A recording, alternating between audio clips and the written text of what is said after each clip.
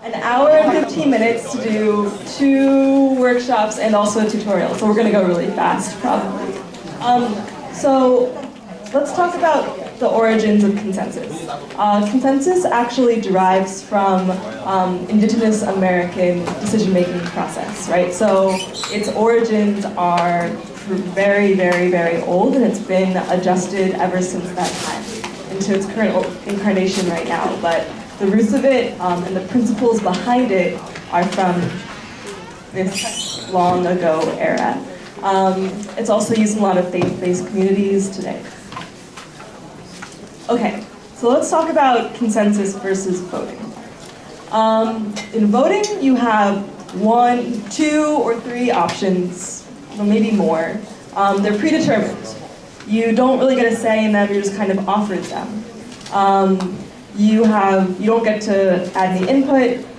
If you lose in voting, right? You don't get to influence what happens. You're just done. You're silenced, essentially.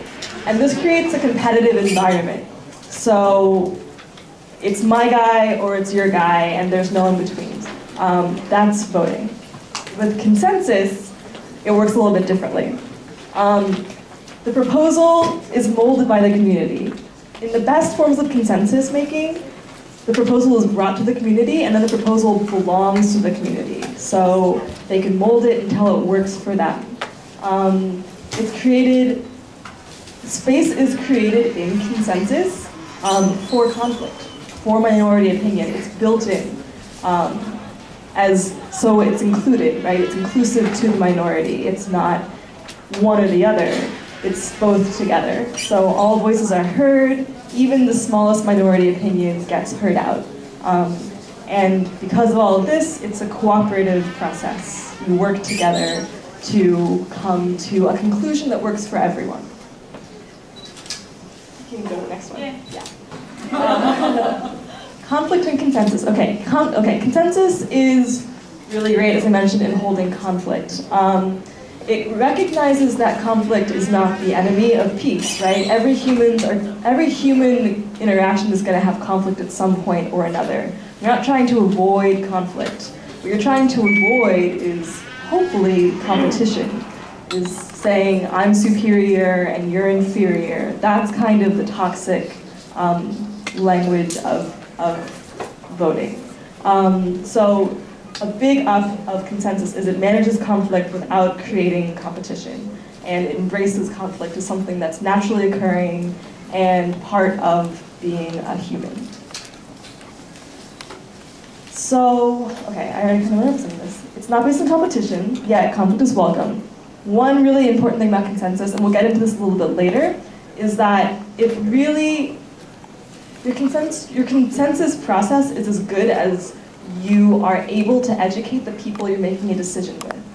And so, because of this, because it's listening to people and where they're coming from, it's very educational. If you don't understand what we're talking about, you don't just get presented 2 options and you just get to choose one, right? What's important about consensus is that you understand what's happening and also that you contribute to it and that it works for you and actually works for you. So this is very different from voting, right? It actually really wants you to understand, and especially if you're trying to build with people who are coming from a lot of different backgrounds, this is a huge educational opportunity to learn about whatever the proposal is and get informed about it, but also learn about other people and where they're coming from and what their experience is. And that's super transformational, and I think that's where real change comes from. No, not yet. It also allows for problem solving, right? Like, if you only get 2 options presented to you, then that's the extent of your creativity. You can't do anything more than that. In consensus, people can brainstorm endless solutions, right? It's open-ended.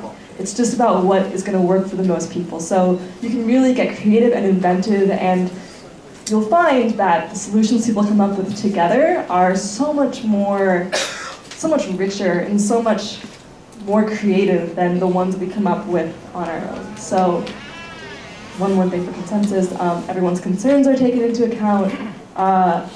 These are big ones. A big plus of consensus is that everyone is heard, right? Like, and part of everyone being heard is that sometimes that can be really complex, but it's not every day people get the experience of really being consulted and really being listened to. And consensus builds that. It means your voice matters. And especially if you're part of a community and you're trying to contribute to something that is going to benefit the community, it is, I think there's no equal for it, really. There's really no equal for it. It's inclusive to many opinions, and it takes the best of everyone's ideas and synthesizes them together. And this is going to get into, I think the next slide is talking about facilitation, but that's what you do as a facilitator, is you are taking everyone's idea and trying to combine them in a way where it's better for everyone and it works for everyone and everyone can feel good about working towards it. Great, what a good segue. Okay, so the role of a facilitator. When you're facilitating, you're managing space, right? And you want to make sure people feel comfortable in that space and can communicate with each other in that space. So that is sometimes really difficult to do, but it kind of boils down to allowing people to talk to each other and be in conversation and making sure that they listen to each other. So sometimes this looks like repeating back to someone what they've said, just to make sure that everyone is on the same page about what's really happening. And also just endless patience. It takes a long time sometimes, not always, but you have to be extremely patient because you want to be flexible. People are coming from all over and all different experiences. You don't want to judge them, you don't want to like make them feel bad or inferior, you want to respect them. And so these are really simple, but they're actually really difficult. What you also have to do is you have to be aware of the group dynamics and what's going on, and if people are getting tense or tired, or if they're interested, or if they need an energizer, or if people are about to break out in a fight. You know, these are all things you really have to be paying attention to. You are given, you're the person who's supposed to steer the meeting into a constructive solution. You're supposed to come up with the answers, you are the person who is shepherding the process and the ideas through, and you want to come up with something productive so everyone's time is respected. It doesn't always happen, but that's what you're trying to do. And if it doesn't happen, there's probably good reasons for that, and we'll get into that later. But that's kind of your main aim. And you also really want to be carefully listening to everyone who's in the group, because you're the person who's going to synthesize the ideas they're providing with the other ideas you've heard, so that you have a really good proposal ultimately. So that you flesh it out and make everyone feel heard. Okay. Tips for facilitating. Okay, so, I didn't even finish this thought. Okay, so when you're creating spaces that feel safe to everyone, it's really important for facilitators to understand societal dynamics, right? Who are the voices that are always loud? Who are the voices that don't get heard?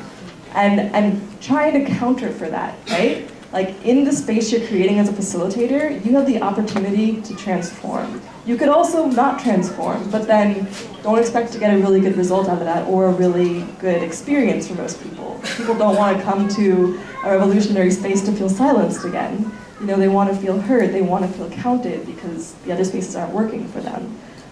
So what this means is keeping this always in mind when you're facilitating. When I was facilitating in Occupy, you would have extremely diverse people coming from, the Upper East Side, which is the richest area code in Manhattan, to Brooklyn, where they're very poor, and they would be in a room together trying to talk to one another, and some voices would feel entitled to the space and others wouldn't.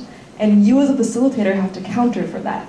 You have to try to encourage people who wouldn't normally speak up to speak up, and you have to be very gentle in letting people know the amount of time they have to speak, if they are a person who gets to speak all the time.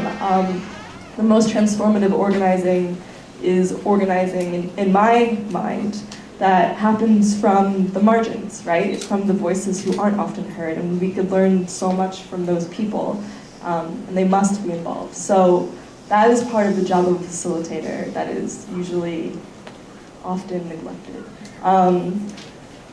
Be conscious of your energy. Your energy, you're in front of a crowd, right? So your energy is being transferred to everyone who is in that crowd. And so you want to keep it friendly. You want to keep it determined. You want to keep the energy good. And so it's kind of exhausting to always be cheery and always believe in people, but it's great. It's great for them because then they aren't tired and you'll get to a better result if everyone's feeling good about where we're at. This is a big one. So just because you're a facilitator doesn't mean it's going to be easy, and doesn't mean people are going to necessarily like it, especially if there's like history and complicated things like that.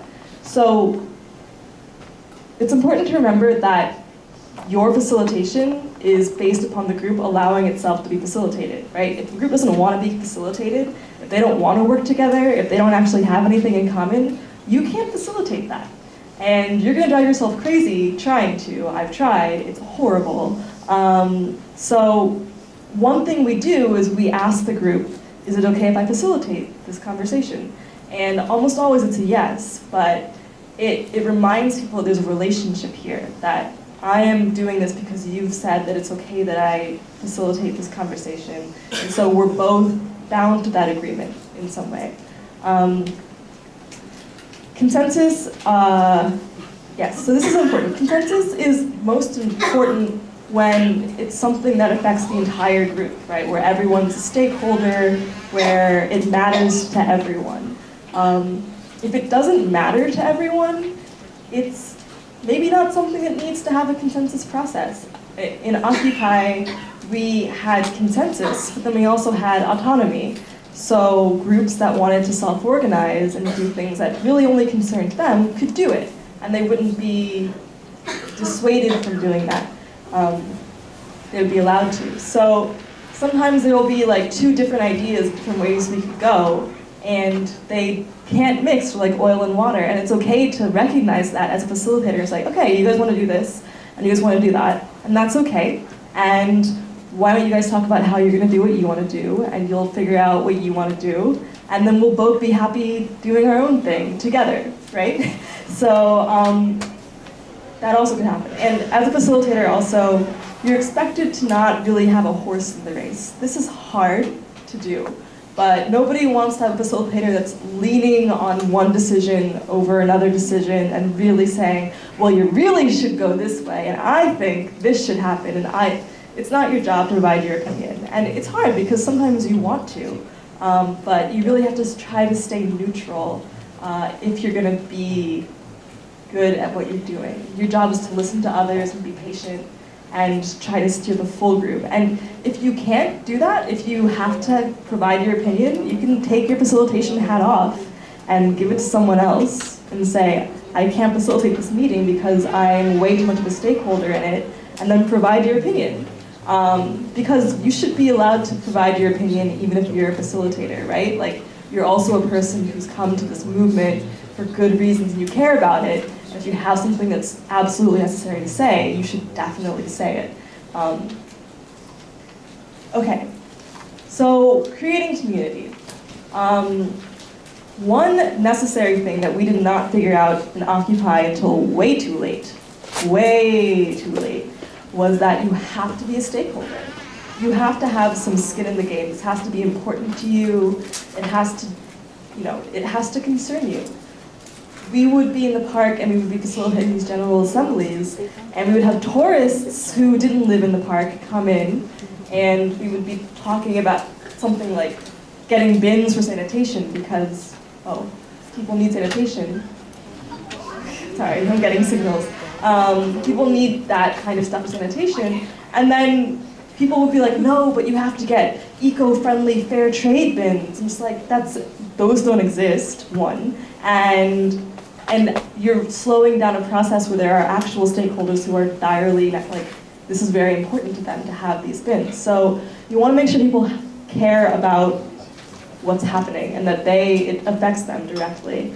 Part of that, it defines membership, it kind of creates boundaries, and it also creates,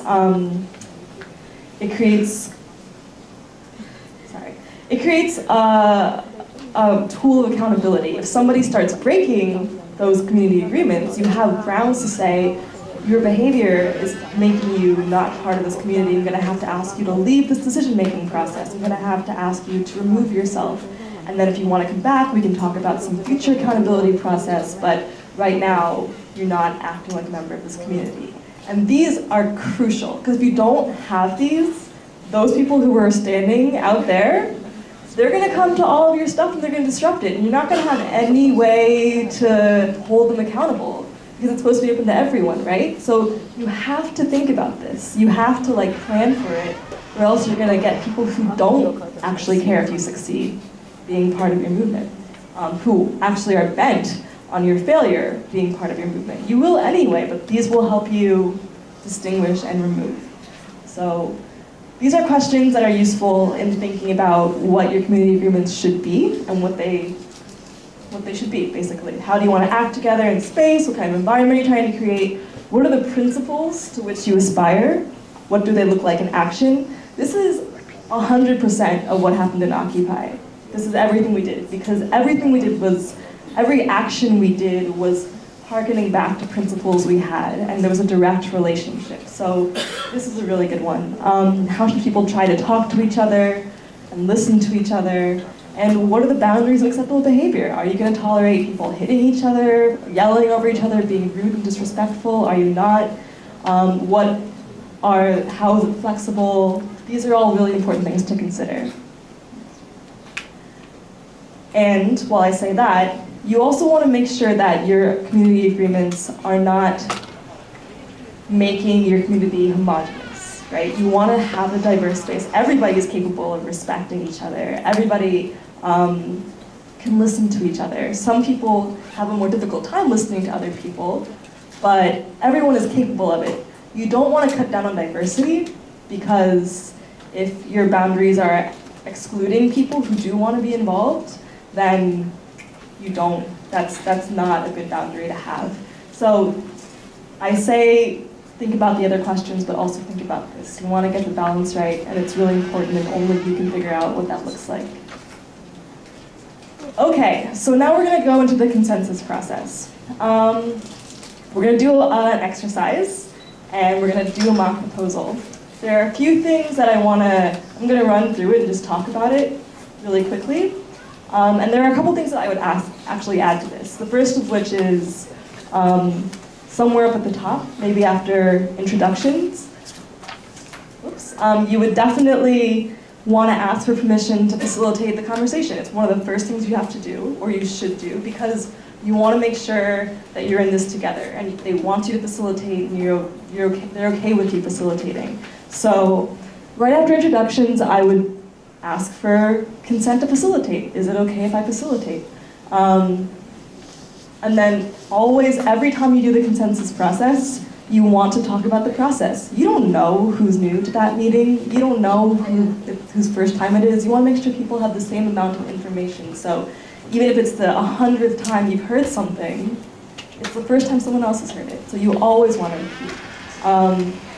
You want to present the proposal or the issue, clarify what you're talking about, present the agenda even, right? Like if you have more than one proposal, you want to talk about each of them really briefly before you dive in.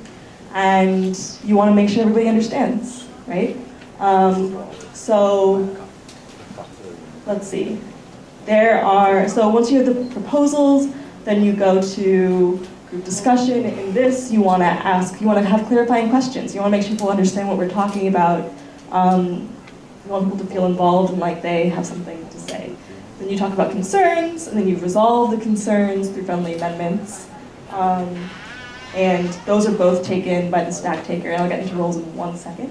And then you resolve the concerns, and at each of these points you could, call for consensus and come back to here. Usually in Occupy we would do it right here. We would not do it here, we would do it down here, so that people had their concerns heard and addressed. And then we would move to consensus. And before you move to consensus, you always want to like restate the proposal with the added concerns and all of that before you get there. If you can't reach consensus, there are a couple of other things you can do. Stand aside, declare a block,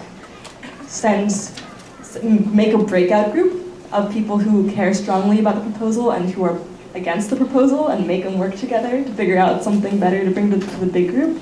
Those are other ways you can go. Let's go to the next slide. Okay, and then another thing you can do is move to modified consensus. And we'll get into this a little bit later.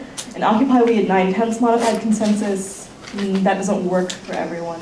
And it didn't really work for us, and I can expand upon that. But modified consensus essentially is a vote. There are many stand-asides, because you've already done the process, right? It's not exactly like voting, because you've already done the work of educating, voicing the concerns, going the whole attempt to make consensus happen. And if you still can't get it, sometimes you just have to come down to some decision-making factor. And so if we had the overwhelming majority, 9/10 of the population, decide that they were for something, then we would call modified consensus. Consensus is a process, right? If you don't end up in consensus, if you get modified consensus, what's special about it is everything you've done up until that point. Getting consensus is great, it's really awesome, but the whole process of it is what makes it unique. So, okay, now we're gonna go into the roles of facilitation. So we're gonna do a mock proposal right now, and I'm gonna have help from these people. Come over here. We're gonna do a proposal that, let's say, someone has suggested, and that proposal is going to be like something dim sum. The proposal is going to be, we're going to eat dim sum tonight, all of us. That's the proposal. So I'm proposing, one of you has proposed, we're all going to have dim sum tonight. This is just for practice. This is probably, we won't be talking about things like this or make everyone eat the same thing. But so we're going to work through this. There are many roles in the facilitation team. There's a facilitator. Usually, it's great if there are like two, because it's really tiring and sometimes it can be really exhaustive. There's a note taker.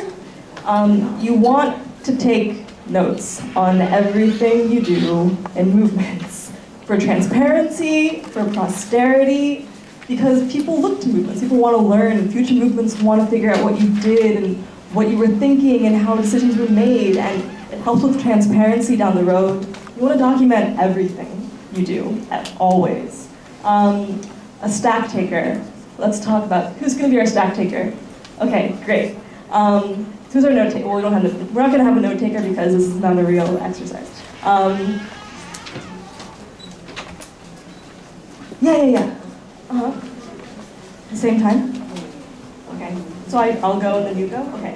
So stack taker, that is the person who is going to make the list. This is a complicated way of saying this is a person who makes a list of who needs to speak, of when we ask for clarifying questions or concerns, this person is gonna make that list. And what we did in Occupy, and what I encourage you to do, is, are you trying to translate all of this? Oh no. Very simple one. Oh, okay. 即係講一講咧，其實佢而家講到咧就話究竟喺嗰個咧所謂 facilitation 啊，即係促進大家一齊討論嘅時候有啲咩嘅角色啊咁。咁第一種就係梗係呢個促進員啦，第二係寫筆記嘅啦，第三個 stack taking 咧就係列出咧究竟有啲乜嘢要喺嗰度傾嘅，因為大家 flow 咗之後咧，咁就有人要幫手。因為其實咧好多人咧可能想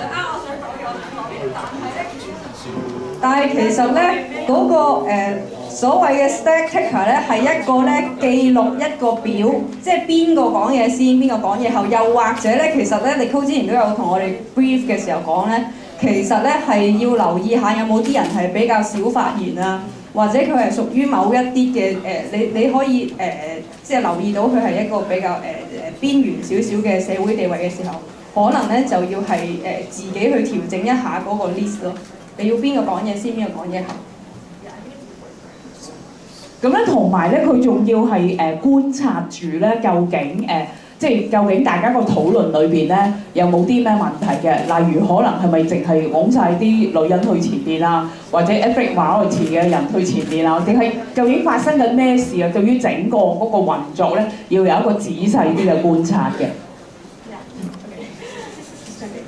So the next one is, did you go into the final? Okay. So Vibes Watcher, this is a very important position. It basically, oh, did you talk about it? Okay, you're right there. This is very important.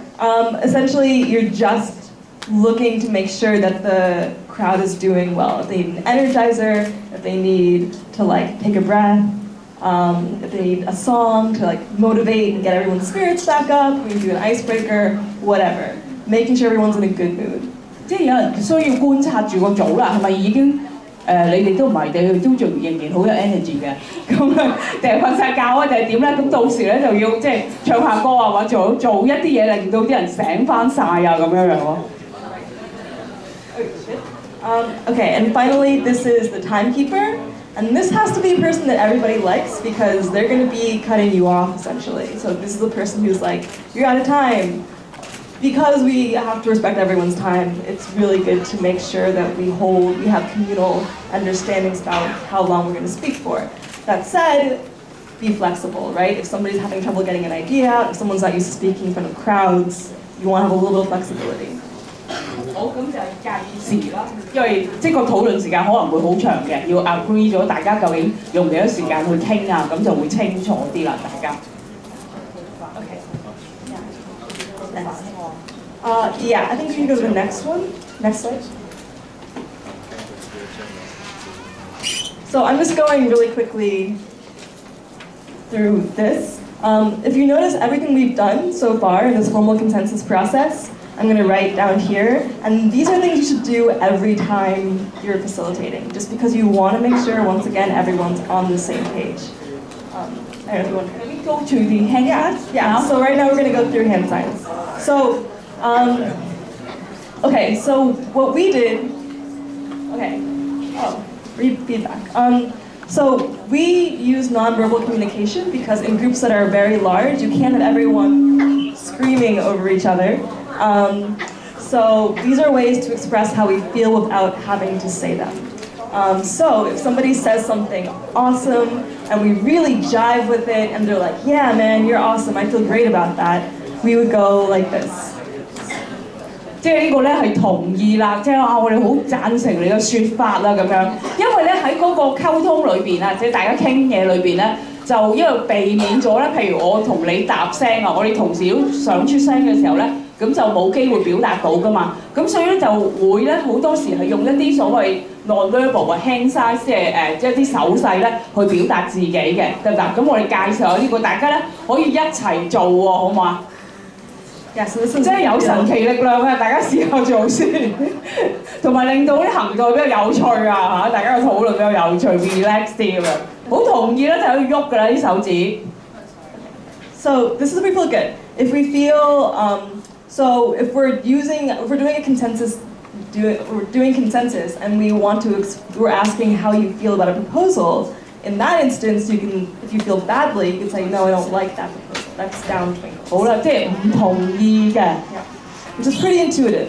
An important distinction, right? Up twinkles, you can do whenever. If you said something great and I'm like, yeah, I feel that. Up twinkles, always, right?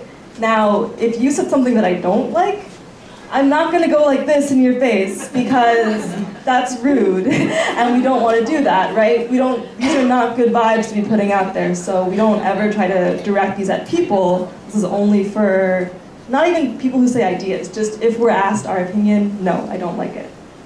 And in the middle, we're like, I don't know how to feel. Okay. 即係愛嚟俾，即係人哋問你嘅時候，你去回應人，而唔係用呢個手勢咧去話俾佢我唔同意你啊咁樣得唔得？唔係愛嚟攻擊嘅，得唔得？唔係 weapons 嚟嘅，而係到咧問嘢嘅時候，大家喂你同唔同意啊？咁就用呢個手勢去表達咯，得唔得？ So next is in the middle. It's if we don't know, we're not sure how we feel. 唔係好知嘅時候咧，就用呢個嘢去表達啦。Okay, so the next signals that we have, so this three, they make sense. So point of process. Point of process is this signal.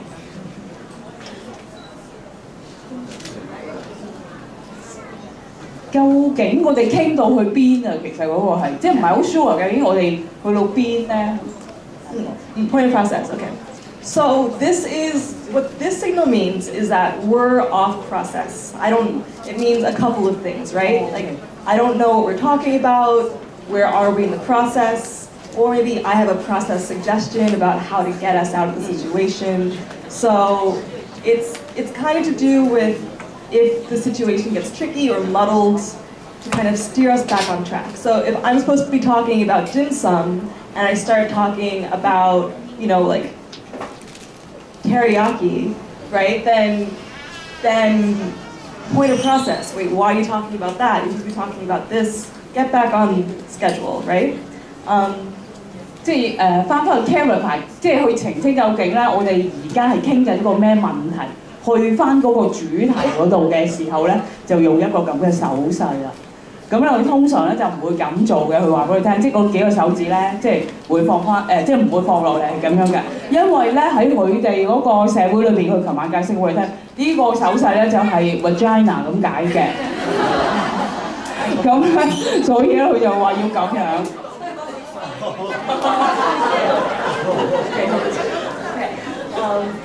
So yeah, this one.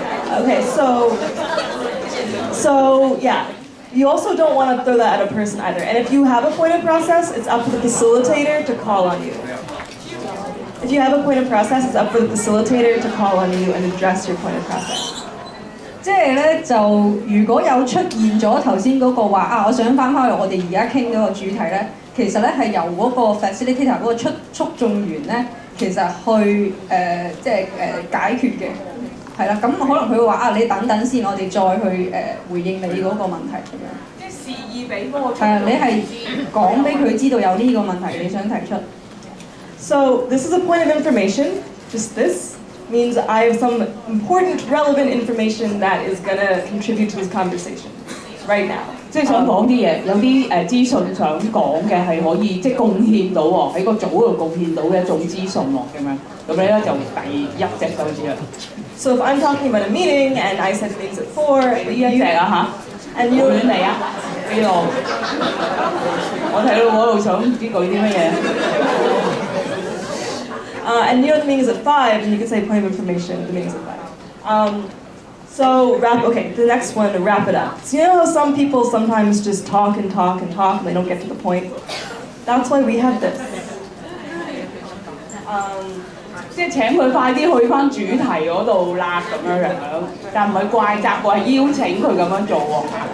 And we always preface this, 有微笑嘅 preface this by saying, I love you, I think you're a great person, but please. 我愛你啊，等等，你喺度一路講緊嘅時候，我哋好需要呢啲嘢，我諗我哋啲討論裏邊真係，係啦，微笑咁樣邀請佢 Yeah, with a smile, 提醒佢啊。lovingly. Okay, this last one, this is important. So yeah, a block. Okay, a block is this signal. I know it feels bad, right? This does not mean I disagree with the proposal. This means I have a moral view, I have a moral objection to this proposal. It's not just against my principles, it's against our principles. I block it, right? I would leave whatever we're doing together because I disagree with this so much. It's a very serious objection. 係一個非常大嘅一個即係唔同意嚟嘅。咁咧就係即係可能要超越到去一個即係譬如可能一啲你信念上高嘅問題。而家討論緊嘅或者嗰個提議咧係超越咗或者係唔符合你嘅一個嘅道德標準啊，即係道德你明我講咩㗎啦，即係你唔好用錯啲道德嘅字眼，咁即係即係呢一方面嘅嘢，如果係咁大嘅，你先會用呢個 block 嘅嘢，咁一樣啦，你又係示意俾咧促進員知道，然後令佢咧就係一齊去處理呢件事，得唔得？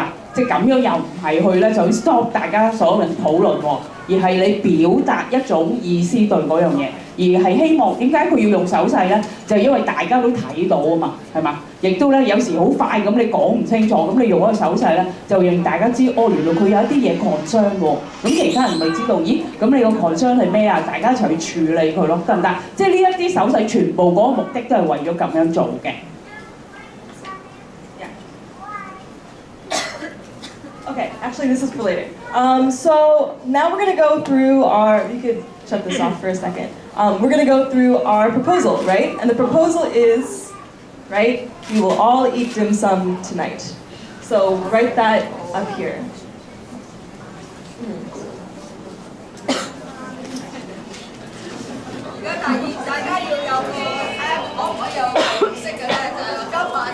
Now, 佢俾第一個功課我哋。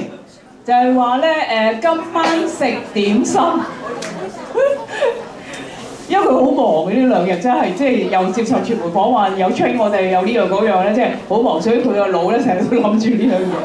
所以呢個功課大家啦，就係今晚食點心。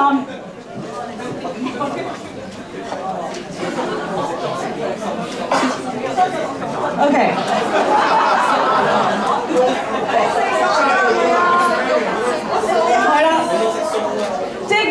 我哋而家要喺度即係一齊去決定，就住今晚食點心呢一樣嘢去討論啦，得唔得 ？OK，tune in 到啊嗬？我唔得，我要求。Okay, so that's the proposal. We will all dim sum tonight, everyone. That's our proposal. So 呢個提議嚟㗎啦嚇。好。So first thing we're going to ask is, are there any clarifying questions? Is there something unclear about this proposal? 第一件事要處理咧就係有冇咧要 clarify 嘅嘢啦，即係我哋通常用呢個時候嘅 clarify 啦，即係要澄清嘅關於呢一樣個 proposal 呢個建議有啲咩需要澄清嘅？你覺得？你而家要去即刻講啊？ Oh, right, yeah, right. So for clarifying questions, you're right. You will have 1 minute each tops to share, and you will have a timekeeper who will tell you when you're approaching your limit of asking your question. And for concerns, when we move into concerns, we'll have 2 minutes each tops. We probably won't need that much time, but that's how much we're going to use. Yes. Okay, so any clarifying questions? We will take your... we will take your note. Well, who's our stack taker? Great. So she will take down on stack whoever is on stack, whoever has their hand raised, right? So if you have your hand raised, get on stack over here, and she will put you on stack. 好啦，即係而家進入㗎，即刻開始傾㗎咯喎，已經 ready 未啊？嚟咯喎，好。咁第一件事問下有冇啲咧澄清問題嘅關於呢一個建議？誒有啦，好快。叫咩名啊？咩我係嘛？係啊，Yvonne咯。澄清問題。Yes, are we going to have it for as a like a main dinner or just for snack? 係主菜定係零食嚟㗎咁樣？ So usually for each question, we will then answer that response. So in this proposal, we're having it for main dinner. Only dim sum for main dinner. 澄清咗 main dinner 嚟嘅，主菜嚟嘅。好。對佢係有文化差異。No, we traditional Cantonese won't do. 幾點 What time is dinner? Let's say in this proposal it says we will have dim sum at 8 p.m. tonight. 嗱，再清楚咗㗎啦，我哋會係咪啊？我哋會以點心為主菜，今晚8點鐘。OK。有好多。You could take stack. So if you're taking stack, you could take stack for the whole list of hands you have, and then get their names just down, and then just hint to them when it's their turn. Okay. Yeah. 係啦，咁咧就。So then if you're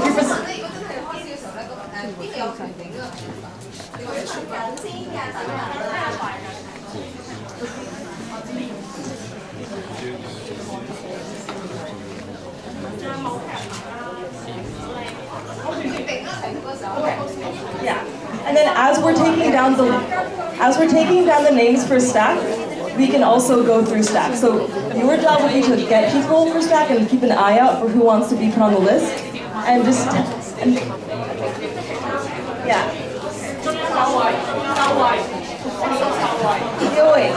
Wait. Okay, hold on. Let me just do a little intervention. Okay, so the stack taker her whole job is just to figure out who to put on stack, and then also to tell me who's next on stack. So try to multitask, right? Figure out who's going to get put on stack, and then when I ask you, because I'm facilitating, who's next on stack, I can see that it's Evan. So while Evan is asking his question, you can still be taking stack, right? Okay, so.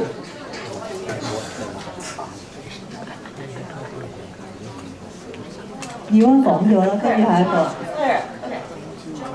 Okay.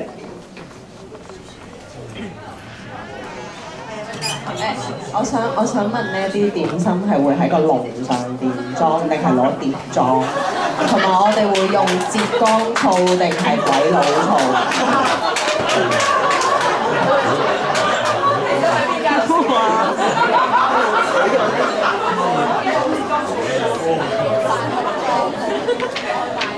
So I'll say that's a great question. I don't know. We can maybe keep it open.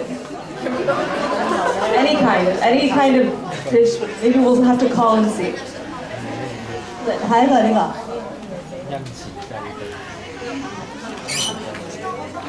個。Ooh. Well, with this proposal, we will only have meat dim sum. Oh, do we sense there could be a concern growing later? Okay. 只有肉嘅啫。其實我唔係好明點玩咁呢個人提呢個題目出嚟嘅係咪全民公投定全民都可以提嘅呢點？佢個題目係點解你一個人提唔係其他人提？係點樣個機制點樣提？你嘅題目都想反啊！唔好意思，係啊。中環我最尾西環。係啊，點解一個人reality? Oh, this is a real question. Okay. All right. So this is okay. Let me explain briefly. This is just a proposal we brainstormed last night. In reality, proposals would either be coming from working groups that were actively working on different areas, or they would be coming from breakout groups. So people would be talking to each other about various issues after being prompted with various questions, and they would bring suggestions quite organically. This is just a kind of proposal just for time to make things perfect. 咁要解釋下，因為純粹時間關係，我哋琴晚已經準備咗一啲嘢咁樣，咁所以提議嘅啫。其實通常咧就會係一係咧就一個大組度大家brainstorm 出嚟嘅，或者分咗小組，由小組提議傾啲乜嘢嘢，然後咧拎出嚟傾嘅。咁一係咧就係嗰啲工作組啊，即係有一啲嘅工作員啊，或者係一個統籌小組咧去提議咁樣樣嘅。周慧，佢答咗我㗎啦，我都係問緊嗰啲點心係咪素㗎？哦 ，OK， 即係處理咗。Oh, only okay, so great. 阿成喺邊？幾多錢？ Oh, budget. Endless budget for dim sum, always.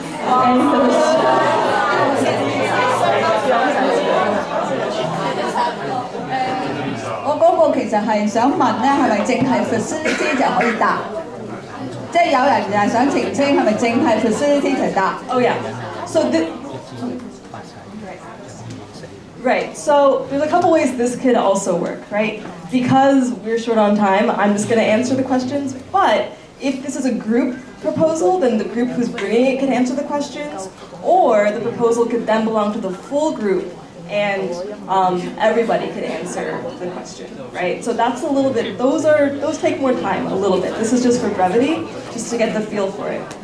佢用呢個做例子嘅啫，因為呢一個咧就係佢提出嚟嘅問題，咁所以佢就去即係你問咗嘢之後，就令到佢去澄清翻究竟佢自己諗緊啲乜嘢，或者係佢收到你啲問題之後咧，又去澄清更加多佢嘅諗法係啲乜咯。咁有可能嗰條題目係另外一啲人提出嚟傾嘅，咁可能咧就會由嗰啲人去答嗰條問題咯。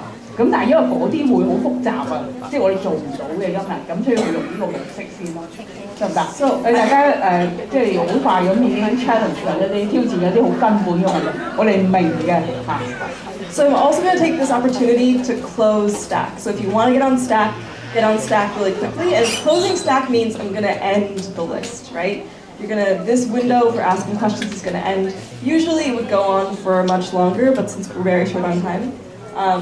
So if you want to get on Stack right now, and then this is the last chance where you can register. 邊個仲有問題嘅，快啲舉埋手啦！剔咗俾個 Stack 嗰個人之後，你要自己拎出嚟佢睇到你，當然係做緊嘅。仲有冇？寫晒名之後咧就開始㗎咯，又再嚟。Kevin, you're up. Kelvin. 最重要嘅問題啦，AA 制定係大會俾錢啊？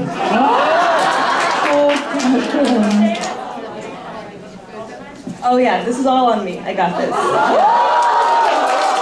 請我哋啊！ Wait, clarifying. This is a drill. This is not actually just in case anybody had any questions. But yes, in this scenario, I'm paying for everything. Okay, sure. My question is, what are we trying to achieve through this dinner? And what are the criteria in evaluating whether that has been achieved? For example, is it going to be inclusive of all the members of the group here? Or are you going just to have, So what is it that we're going to achieve here through this dinner? That is a deep question. I think what we're trying to achieve is just feeding everyone tonight. 係希望大家食飽啦，其實係。So,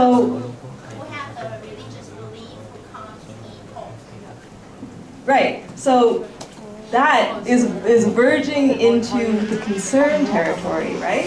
So that's why after everybody understands what the proposal is, right? I'm suggesting an only meat dim sum dinner on me at 8 p.m. So maybe people will have issues with that, right? So we're going to move from clarifying questions into concerns, right? And if that happens, you would say, that sounds like a concern. We're about to get to concerns, so hold that concern for when we get there. Since we're at the end of the list for clarifying questions, though, we're going to move into it.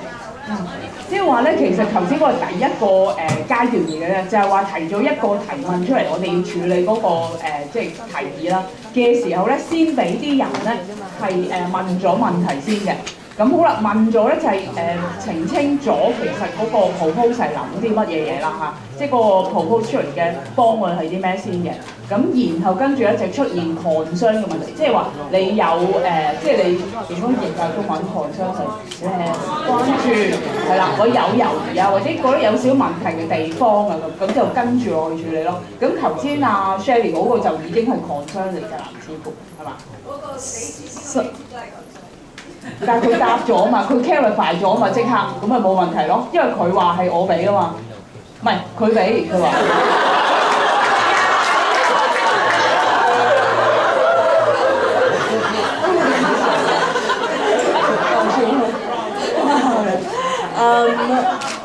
So right now we would be moving from clarifying questions and we would open Stack for concerns. So if you have a concern, yes, then you can. You have to wait for your turn on Claire's first. So she'll get 俾晒名先，係啦。仲有邊個？有 concern 嚟㗎嚇，即係啲關注。So go ahead, Claire. 如果你有問題㗎，要選票。寫低個名先。係寫咗名先再繼續講落去嘅。仲有邊個？即係話下一個，再下一個。Okay, so I don't know if you've heard Claire's concern. Do you want to repeat it, just in case? I said, as a meat eater, I love meat. I think I have my right to a full meat meal, and we should not offer any vegetarian option. Okay, so actually though, with this proposal, you would be fine because there's no vegetarian options currently. The minority voices I know. say they're marginalized I know. minority and take over minority. Well, maybe we'll revisit that once that happens. Me. So, okay. 佢咧就覺得冇理由喎，喂我哋咧不如排擠走嗰啲veggie 嘅人，即係食素嗰啲人咧，唔好俾佢參加先，費事嗰啲食素嘅人咧走嚟話咧，我哋而家唔俾佢參加啲嘢，又 rule out 佢啊，又話佢咩 silence majority 啊嗰扎嘢咧，大佬嘈啊，好鬼煩。So, okay, so we're gonna get you guys on stack, but really quickly before we go, Clara just brought up that she does not want to be inclusive to other people who are here, and she is anticipating that people will want to add vegetarian options to this meal.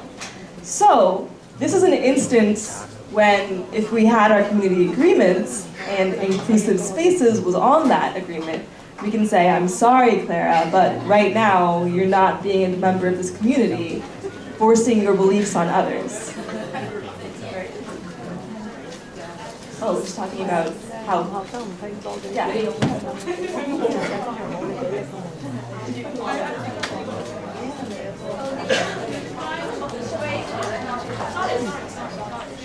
concern 嗰樣係咪要問多次啊？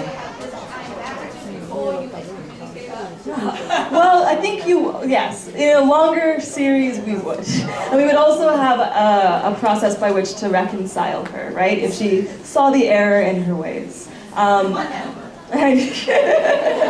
because, yeah, we planted her as a disruptor. We planted her as a disruptor. Okay, so just to prove a point as to why community agreements are important. And they are important because if you don't have that shared territory, that shared understanding, you can't do anything about someone like Clara, right? You can't get rid of her.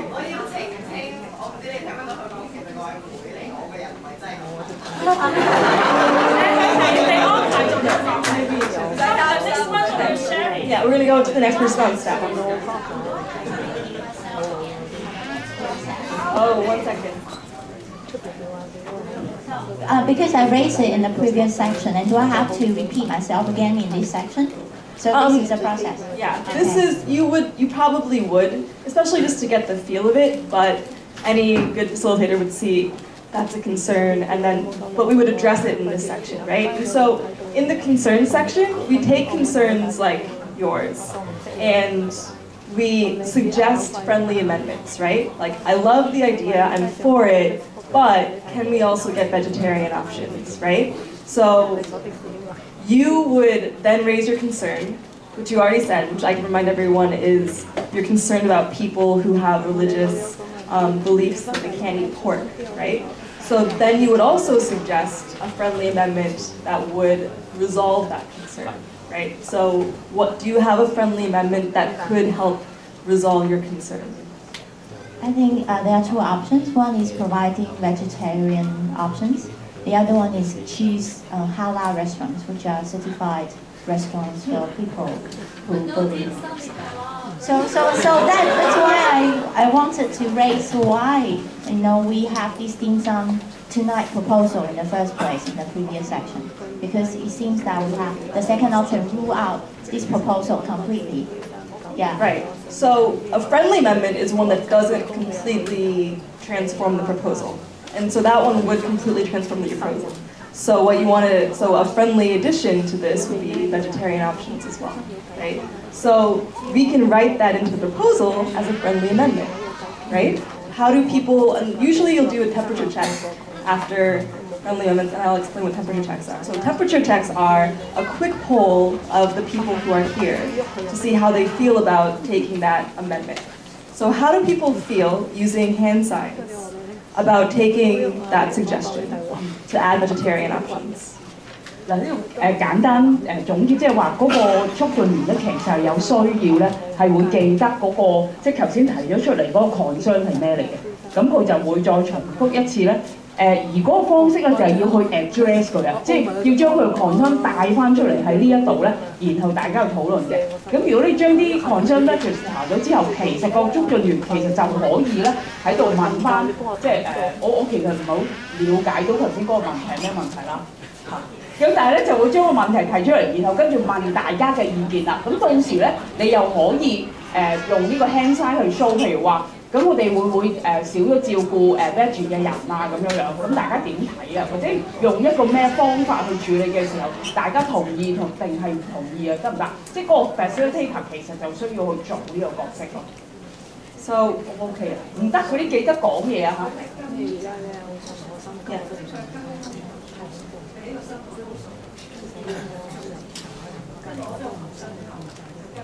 重新係啦，再將個 proposal 咧係會再修訂嘅。Right. So right now we're going to do a temperature check, which is just letting me know how you feel about altering slightly the proposal to include vegetarian options. How do people feel about that? Great.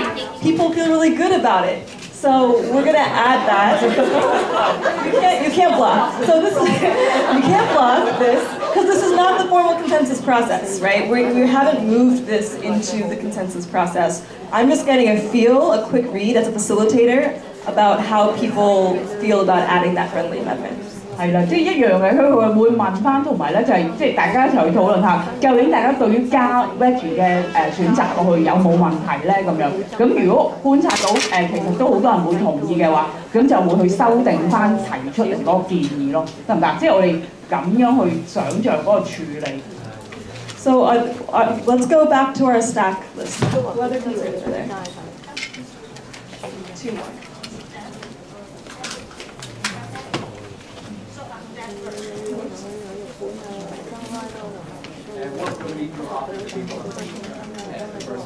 The first question is what would we do after a dim sum dinner?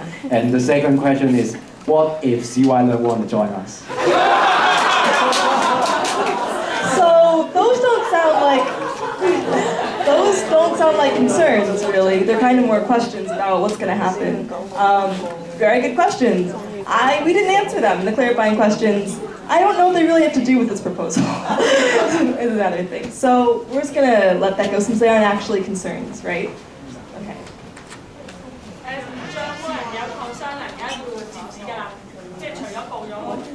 Yeah, those are just questions. They're not actually concerns. So. I just want to ask first, are the concerns going to be about specific situations rather than let's say something happened, then raising the concern, something happened in the event? Yeah. That's actually a really good question because I've definitely facilitated general assemblies where other things were happening and we kept going with the assembly and people had concerns about other things.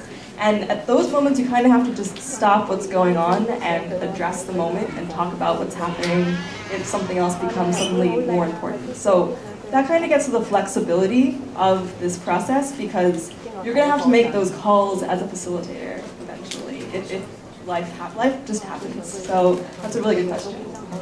And I will ask in Chinese then. Sorry. 即係咁樣，如果嗰個人話應承咗嗰個人俾錢嗰個人咧，佢突然間走數喎、走佬喎，即係尿道走咗去喎，咁我哋可唔可以係一齊讓我與和平佔領容基㗎？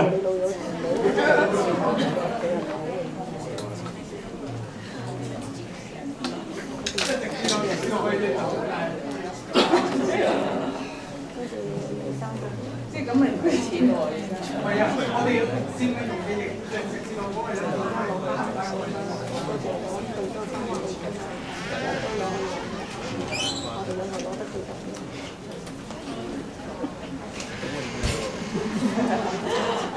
So usually for proposals, we try to keep the concerns exactly to the proposal. If that happens, you could then have another consensus process to figure out if you want to then occupy, but we usually try to stay out of theoreticals when we're making concerns and. Yeah, because what ifs and who knows, if it's not directly related in an obvious way, you try to stay away from it. Also, questions kind of come earlier, right? And this is really the space for concerns, right? So concerns with the proposal as stated. 呢個假設性嗰個問題咧就唔會處理嘅，係啦，就係再即係重新再傾究竟我哋安唔安橋牌，就係另嗰個 issue 嚟嘅，係另嗰個 proposal 嚟。So actually, no, I want to talk about that because you had a point of process in the back, right? Because that wasn't actually a concern, maybe, right? So she caught that that wasn't actually a concern and then did the point of process. So that's just kind of seeing how things work together. 即係提醒大家咧，就係話嗱，而家我哋一路咁樣傾落去咧，就係想大家明白成個過程係點嘅，大概會出現啲咩問題，然後個處理，即係阿 Nicole 嗰個處理方法，大概係會點樣 run 嘅。嗱，呢個就係佢一路做緊個模式嚟嘅。咁其實之後大家會點樣做啊？你可以作為一個參考去再 develop 一啲我哋自己嘅處理嘅方法都 OK 嘅，得唔得？如果係嘅話，我哋就繼續 move on 嘅喎。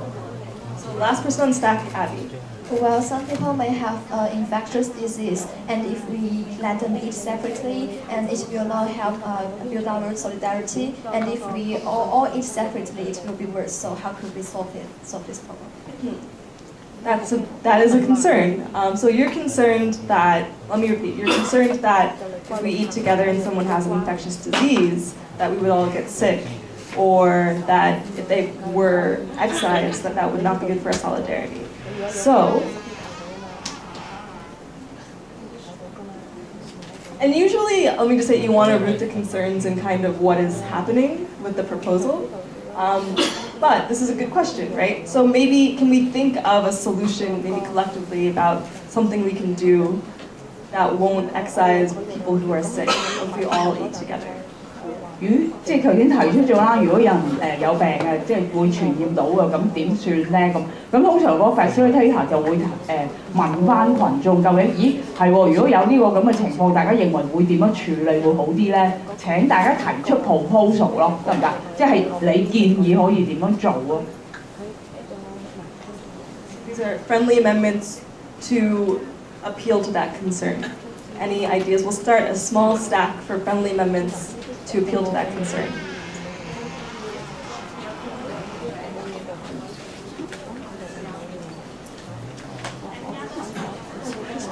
Let's just go with this one first. I think we can use public chopsticks to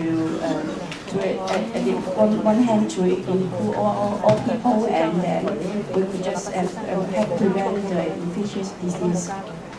用公筷啦個提議，即係開始有提 Do we generally feel good about that? 大家覺得用公筷好唔好啊？咁樣 Okay, great. 即係大概 Okay, mostly good though. So great.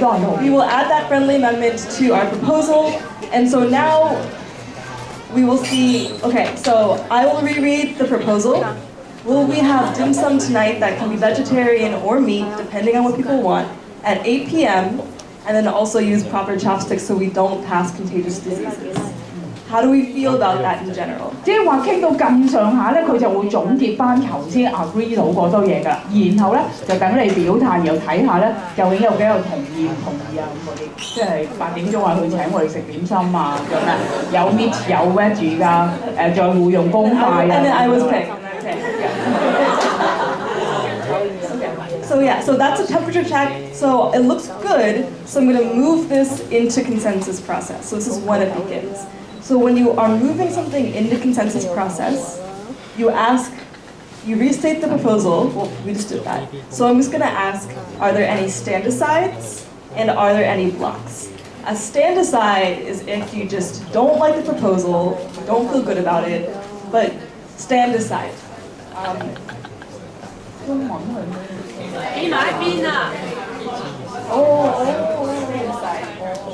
係啦，當咧有一個 proposal 已經去到即係好似頭先咁比較清晰嘅時候咧，就都仍然要問一問嘅，有冇人係會即係唔做呢一樣嘢啊？即係離開係啦，即係我唔會參與呢一樣嘢嘅，定係話咗一個係咩話 block 啊？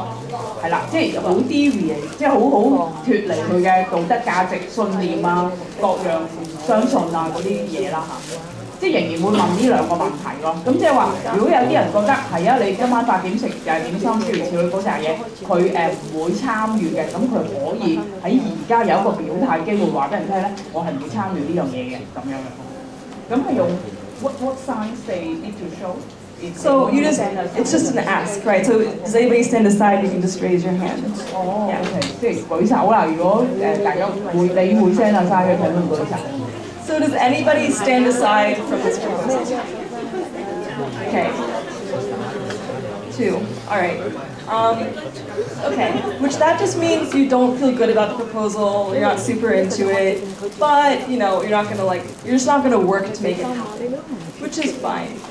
Usually you would go into why everyone is having a stand aside, but for the purposes of this, you don't really need to. So that just basically means I'm not gonna make it happen. What's more important is if there are any blocks. So are there any blocks to this proposal?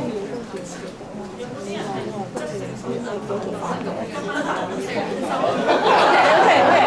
Let's not ask for it.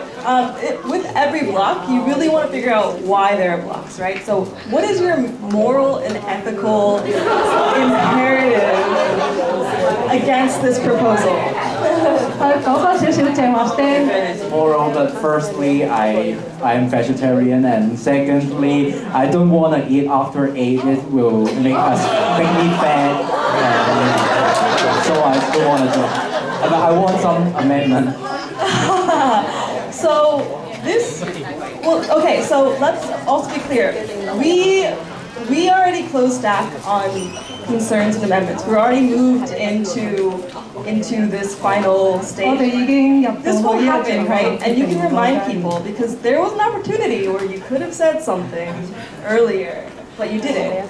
And if it's super important, then you could always have flexibility. But usually, and especially with this case, we're going to say, you know what, you could have raised that earlier. And also, that's not a block, right? That's not actually a block. At best, it's a mild concern. Because it's not against our principles to eat after 8. We didn't talk about that. We aren't, we're including vegetarian options so everybody can have some food. So there really isn't a grounding for that as a block. There's a block if something, you'll know if it's a block. You'll know if it's a block.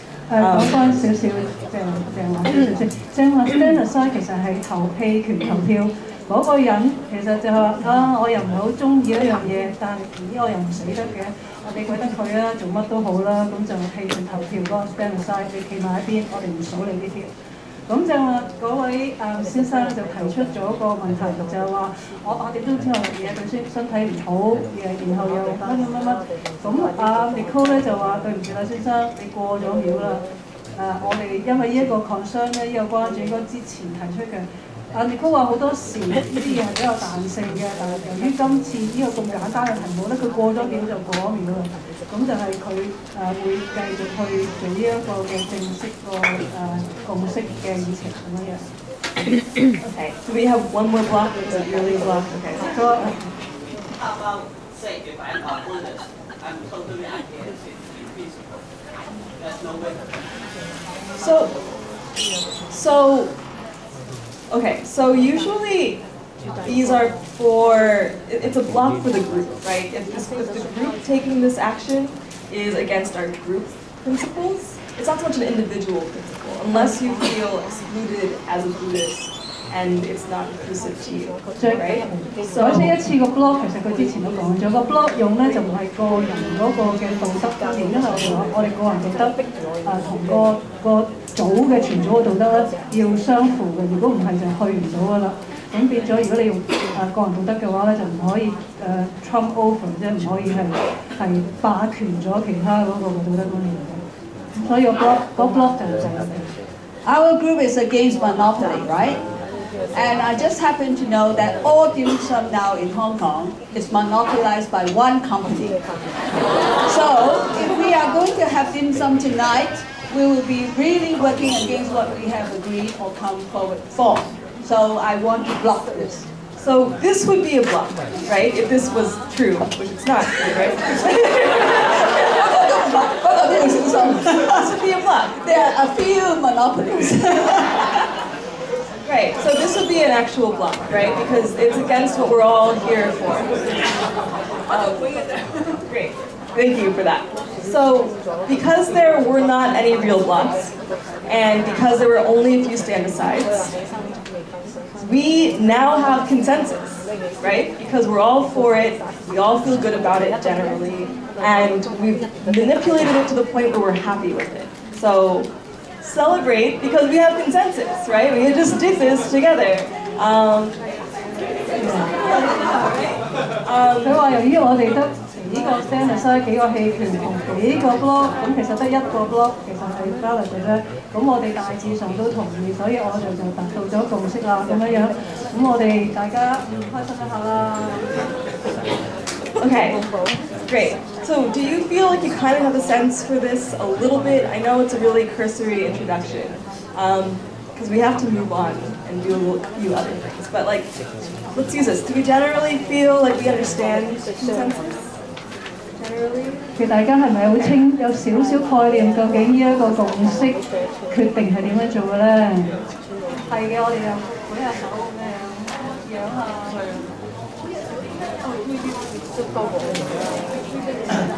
Because we like some kind of ignoring the block. Yeah. Well, because we didn't just ignore the block. So okay. Yeah. So it wasn't. I think the question was if the block has a valid basis. Right. So do we still go around it, or it's just a block? If the block has a valid basis, so okay, this is important. If a block has a valid basis, you'll probably see in the crowd more people picking up the block, right? That's not true, so it wasn't actually something we were tapping into, but if that was true, people would join you in that. And there's actually an explanation about things to do when you haven't reached consensus, right? Which happens a lot. So if we could pull the thing back up, I did talk about some of that. 佢之後有人話係咪處理個 block 就係唔理佢哋就處理咗個 block 咧？咁你佢話唔係嘅，如果係一個真正嘅 block 咧，其實係會翻轉頭處理翻嗰個 proposal 嘅。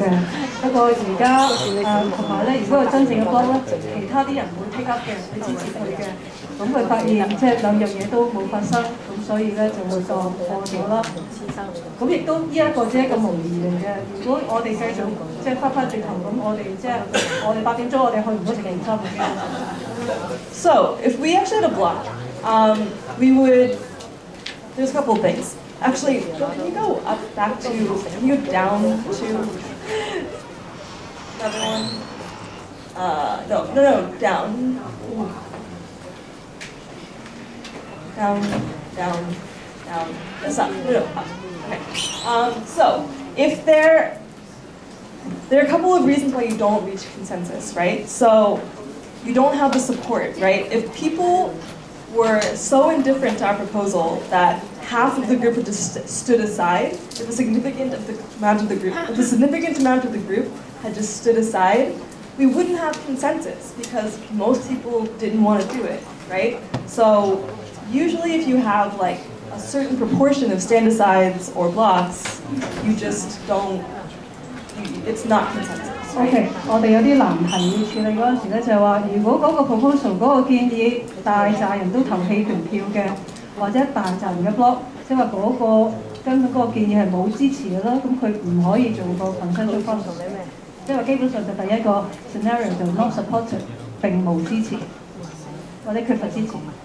So another scenario is withdrawal of the proposal. If we get into deliberations and the proposal just isn't fleshed out and it's confusing and people don't really understand it, or there are a lot of concerns and it looks like it's just not going to get to consensus, the person or group who brings the proposal can withdraw it and say, I actually need to think about this more, I need to work on it more, and they'll pull it back from the consensus process. 如果嗰個建議係好似好多人 block 好多 concern， 即係好多關注，亦都好多提問嘅話咧，提出嗰個人可以將嗰個嘅建議收回。佢話 OK， 我翻去啦，諗下啦，然後再提新嘅。And then finally a block. So if CK's block had been real, it probably would have affected the entire group. It probably would have spread, and because it was legitimate. Now people will throw up blocks and they don't actually mean them and they don't actually know what blocks mean. And as a facilitator, it's your job to kind of call that out. But sometimes they have real blocks and they're the only ones that hold them. And so in those cases, what's important about it is they get to be heard. They get to speak about why they feel so strongly against it. And if their argument is convincing and compelling and makes sense to people, then it will probably affect the ability to get consensus because people will join their block. If not, then go up. 如果即係我講嗰個 blog 嗰個情況咧，就係話，如果一個真正嘅 blog 嘅話，會好多人會明白同理解啦。佢哋想 facilitator 亦都會其實俾嗰個 blog 嗰個人會解釋詳細解釋點解覺得佢咁重要嘅 blog 嘅，咁然後係俾佢一個嘅 amendment 一個嘅機會啦。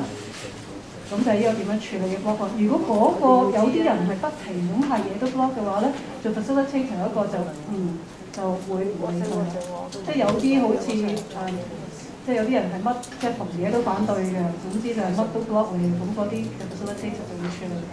佢哋處理有唔同嘅方法，我唔知佢陣間有冇講，即係有啲 difficult people 佢哋有處理方法。So if you do have a block, in Occupy we had modified consensus, which was a vote essentially, right? If most people felt really good about something, but there were disruptors or there were people who weren't with us who like wanted to block, or if there was like a real block that just wasn't agreed with by most people who were in the group, which I think is actually kind of rare if you have a real block, we would move to modified consensus.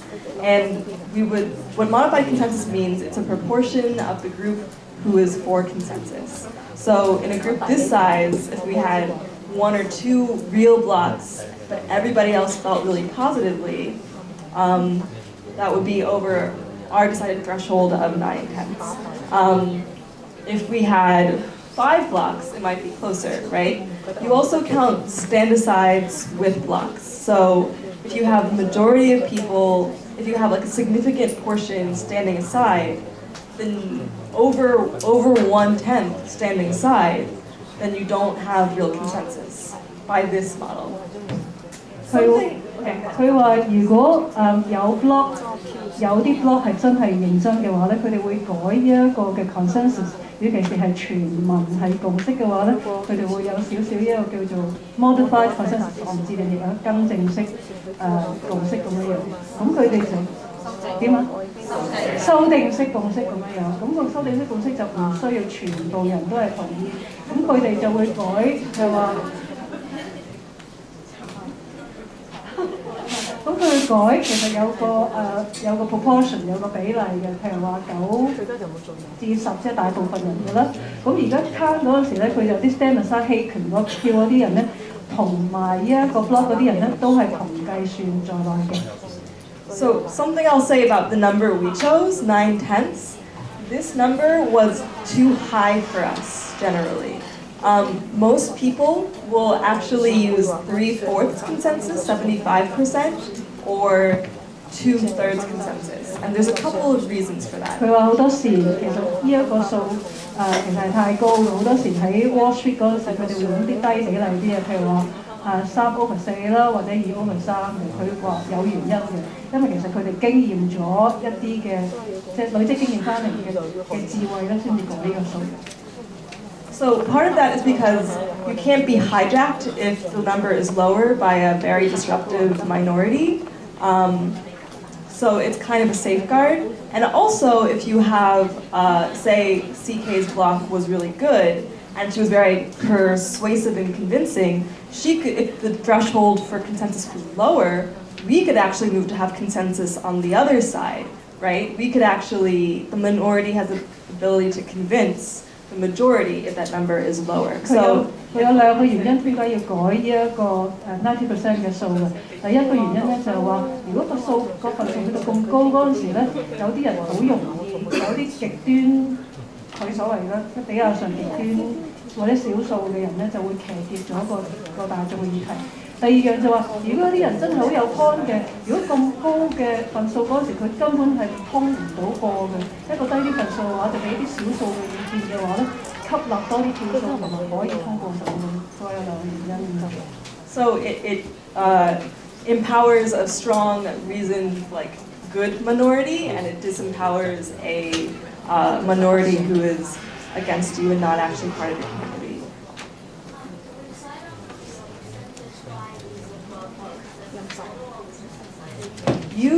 This is everything I've given to you is yours to adjust, to make your own. Like these are just things that we did, and I have suggestions about what actually works better, but this number and your process for consensus and a lot of things are up to you, what makes sense to Hong Kong. 佢只係分享緊佢喺華爾街嘅經驗，我哋香港點做咧？就我哋自己自決啦。究竟即係咪9%啊、2%啊諸如此類。Okay.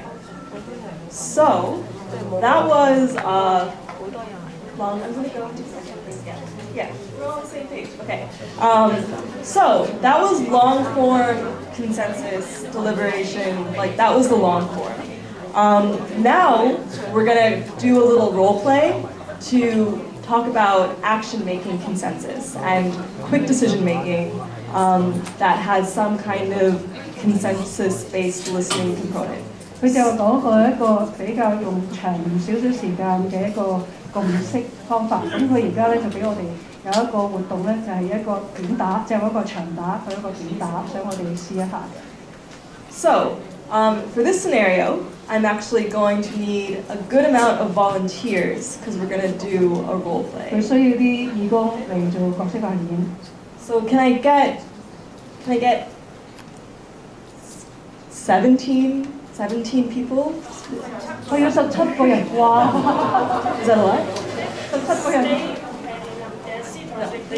They come up here. Yeah, 出嚟17個人出嚟，邊個想做 volunteer 嘅出嚟？做角色扮演17個，大家唔好出口啦。快啲嚟啦！邊個想玩嘅快啲上嚟啦！8點鐘都冇點心食啦。It's gonna be great. This needs a lot of people so you can understand. 快啲！We can have like 2 costumes. 我哋俾啲年青力量大家睇下先得㗎。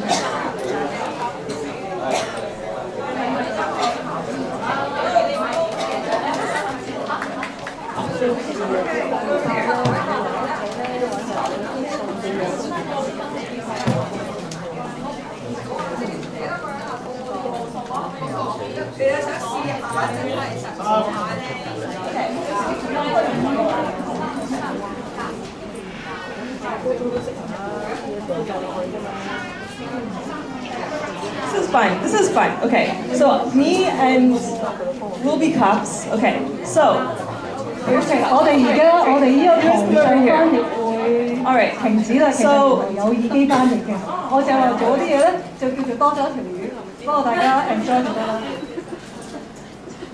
咁剛才戴嘅耳機聽中文翻譯嘅朋友可以用翻耳機， So I can just talk. 搞到8點咧，真係叫女小心。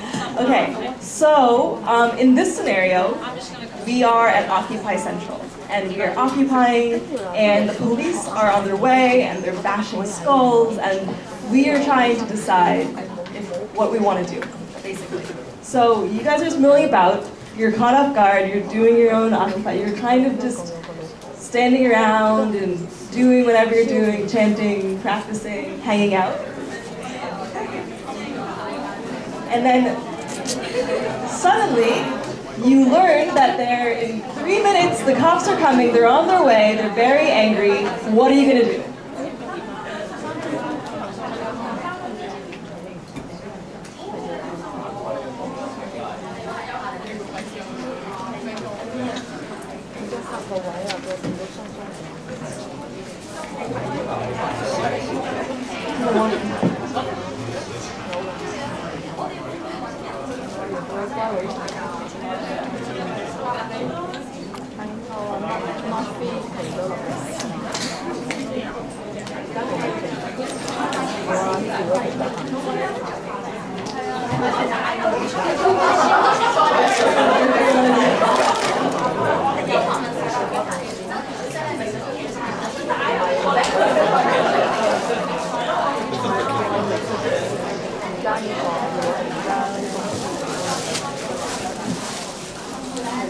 Fist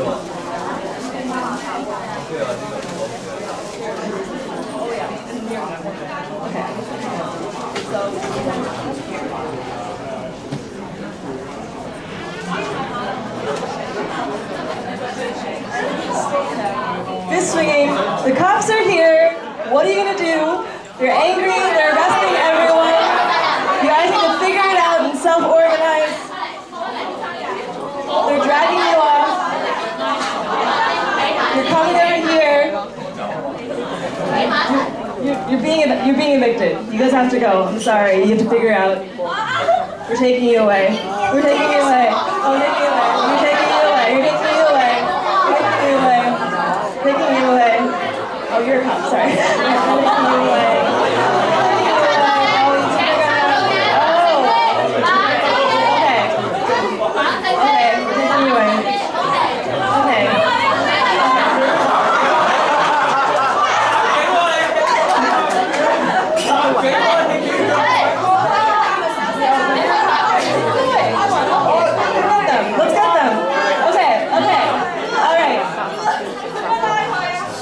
Freeze.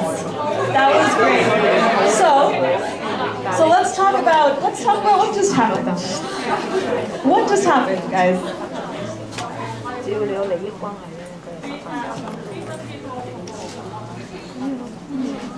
And first we define where we are. Whether we are on the road or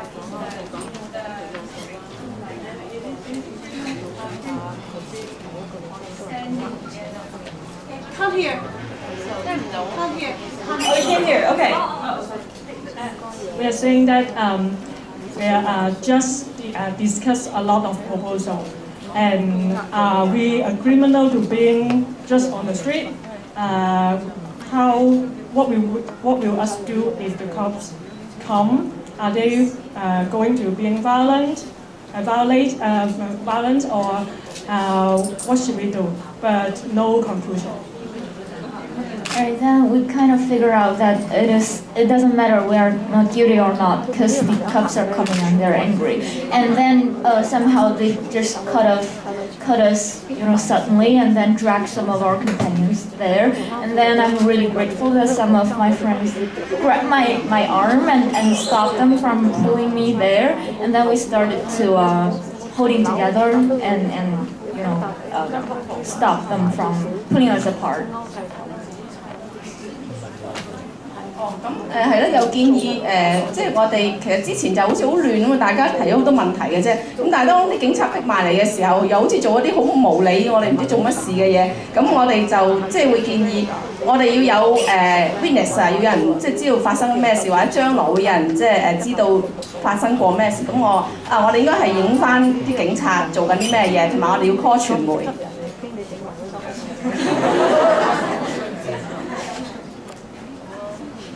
All right, yeah, it was kind of chaotic, right? So usually you're not going to have time to organize things like calling up press connections and figuring it out. Obviously, talking about all of this stuff beforehand helps a lot, right? There are ways you can organize that I'll talk really briefly about right now with people who you already know, where you can make agreements and you can talk about skills like I know I'm a good facilitator, so I'll be with my friends and we'll make a quick decision and we'll decide, oh, we're going to insert ourselves this way, or we're really good at press, we're going to hang back and not get arrested, but then tape what's going on, and you can organize yourself in that way. But you don't have that. Those are called affinity groups, actually, and you can just organize people you do know. They're very hard to infiltrate, which is a plus, and it helps organize in action situations like this. Also having action agreements beforehand, such as you're not going to get violent with the police, having some kind of understanding about how you'll operate is also really helpful. If you don't have either of those, there are a few facilitation things I'll talk about right now that will help and you can use in your toolbox, okay? So one of them is called, let's start with this one. One is called a spectrogram. And so on the spectrogram, what we're going to do is people who, when the cops are going to come, want to leave and don't want to be hurt and brutalized will be on this end. People who want to stay and hold the space and do something really like hold where that their position will be on this end, right? And so everyone will organize along this line as to where you want to be, right? So go do that right now. Yeah, want to go? Want to hold your space.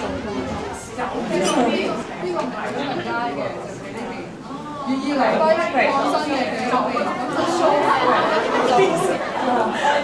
So you guys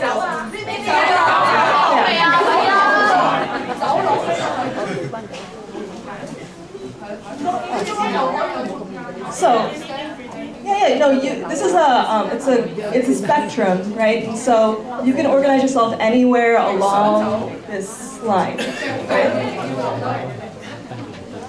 So over here you really want to stay, and over here you are so out of here. Yeah. Okay, great. So this is a really great visual representation. This is a really great way to gather information super quickly about where people are, right? The people who are over here can instantly know that, they instantly know they want to, are you figuring it out? Are you guys good? Are you where you really want to be? Make sure that you, okay, all right.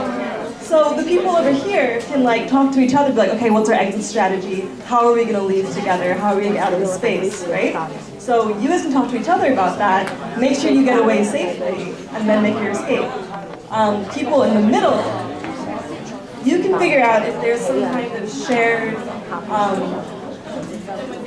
does everybody get that? Okay. You can figure out if there's some kind of shared way that you want to be an accessory to what's going on, right? Do you want to stay near people who are really going to hold it down and lock down? Do you want to do press and kind of be moving around? What is your relationship? Do you want to lock down? You can have a conversation in the middle about what makes sense, or you can group with these people if you really want to stay. And those who want to stay, they can talk about how they're going to stay, right? What's the best way? What's going to look the best? Because it would be awful to be in a group like this and being a person over here and suddenly find yourself in a group like this and getting incorporated into a blockade where you really want to go, You don't want to be that person. You want to respect everyone's boundaries and make sure that you're listening. So you guys can talk really quickly about how you would want to stay and what you want to do and what that looks like, right? So why don't we do...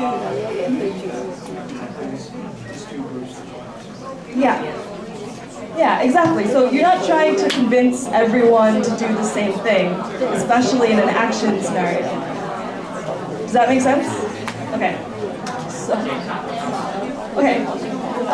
Considering that we are occupying Central with laws and peace, is that about civil disobedience? So that can we resist the cops due to our norm? Well, these are good conversations to have beforehand, right? You need to figure out if resisting the cops counts as part of love and peace, right? You can talk with people who feel similarly as you do. So these are action agreements that you would ideally figure out beforehand, right? So that you all know that you're not going to be taking action that's going to put others at a risk that they didn't sign up for. All right, so let's do one more. Okay. So we'll figure this out later. We're going to run through all this again. I'm going to do a couple more techniques. Yeah. Right, another method, just for quick decision making, right? Okay, so you're all together. You all come together again.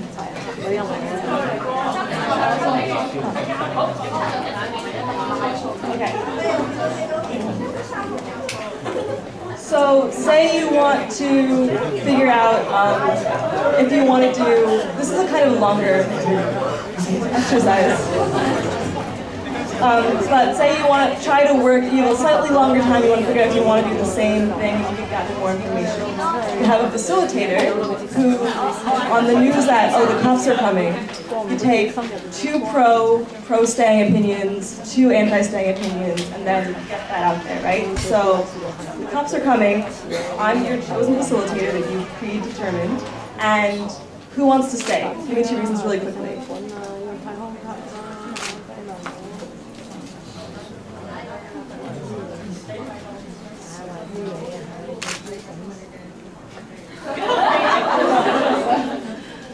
we are obligated to, to practice our exercise, our constitutional right to, gather at the street and, to protest against the unjust institution now in Hong Kong. And we kind of expect this to happen, so we should stay before we.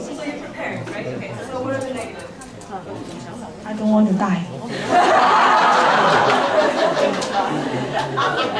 We want you to be as a witness to maybe to just stand a little bit behind to watch and just to safeguard what happened could be, yeah.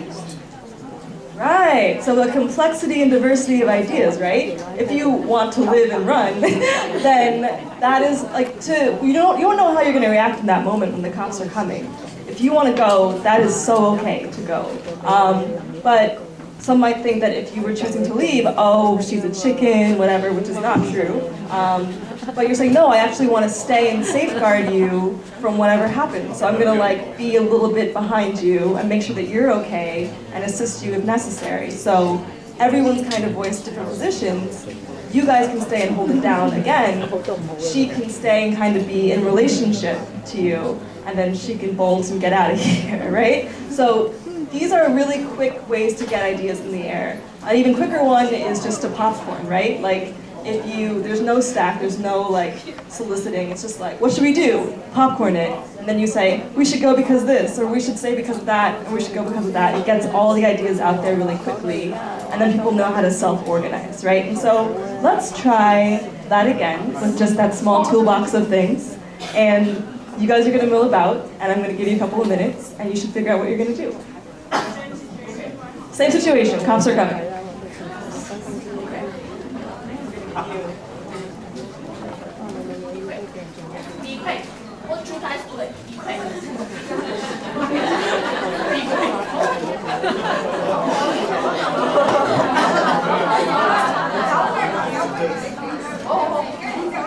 Okay, so you guys can.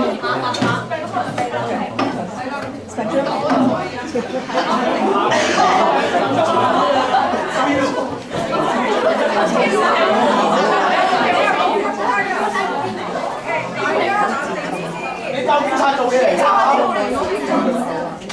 你講一講點解你哋想走先，快啲講，俾兩個原因我哋，最快。坐監啊！唔想無級妻兒。呢邊點解想留低㗎？我覺得我哋需要繼續留喺度去使用我哋嘅權利。未完㗎，未完。係啦，咁樣，然後咧，好啦，我想問下呢啲想走嘅朋友，你哋會唔會有人咧選擇咧係可以留喺度即係做一個支援嘅角色，即係譬如真係有警察喺度拉啦，咁然後你哋咧就可以咧幫手去，即係譬如去報告傳媒啊，或者係打電話啊，有一個兩個 ，OK 中間。咁然後不如我哋係啊呢邊咧有呢邊傾，跟住走嗰啲就走先啦，係。跟住我哋呢邊咧留嗰啲朋友，不如傾下點樣留啦。跟住之後其他支援嗰啲朋友要點做，諗下點做，打俾。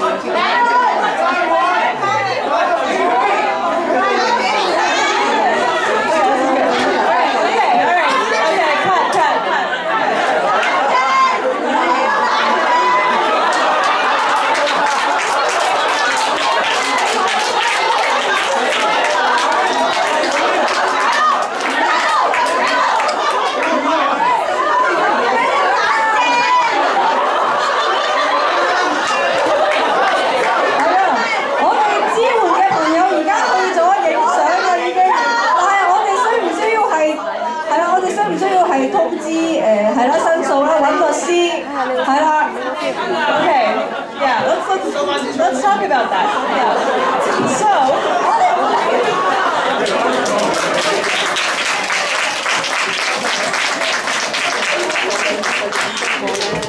Yeah. How about that? Tell me what happened.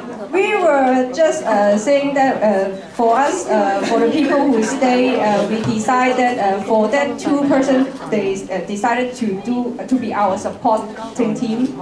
They need to, be the recorder of the incident. And also, if the situation is very urgent, then we need to help to contact maybe lawyers or medias. And also for the rest of us, we are staying, and also we will not, fight back to the police. We are using peace and non-violence actions, principle, and we will stay calm and make a circle and stick together hand by hand, and also and we will shout out slogans like police is abusing the rights, and we are doing a peaceful protest here, and they have no right to arrest us. Yeah, right? Anyone else? Oh, okay, yeah. Because the police, they bring one of our men go, and then we decided we need to call legal support, and because they start to arrest our group.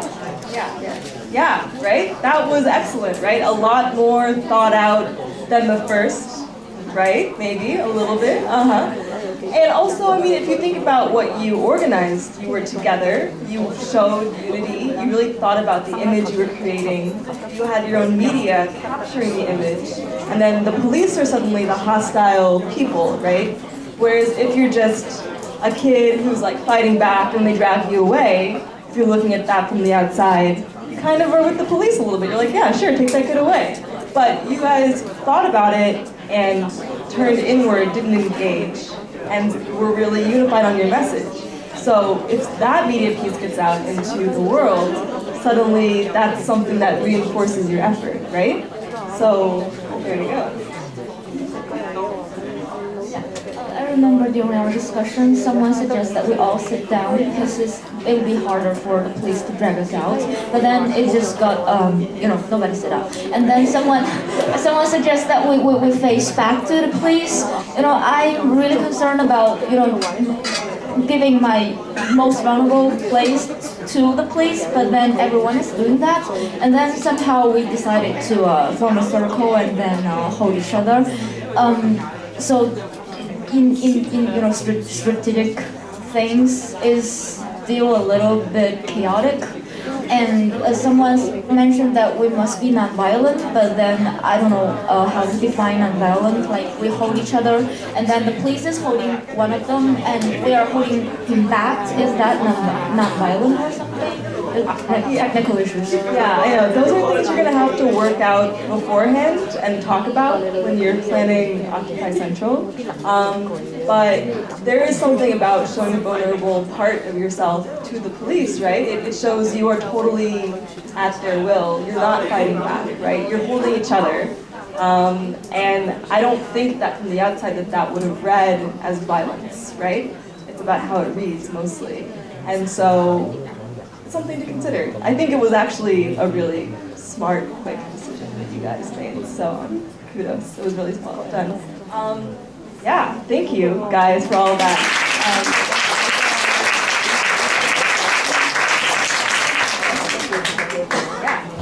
So that I hope was informative, and I'm gonna let our little volunteers get back. But I'm going to call it a session, and I hope that you guys kind of got a feel for formal consensus as well as strategies for making quick decisions and how to organize in actions. one thing you can always do in an action is we have a signal that means we need to talk, which is, I'll demonstrate it right here. So this signal, if you're in action, it says we need to like facilitate something, there's more information, I need to pass this along to you. That's really useful, and for situations like this, if one person knows that the police are coming, they can run up to the group, do this, and then you can start having a sort of thought out engagement. But I was going to hope there were some questions. We're going to do questions later.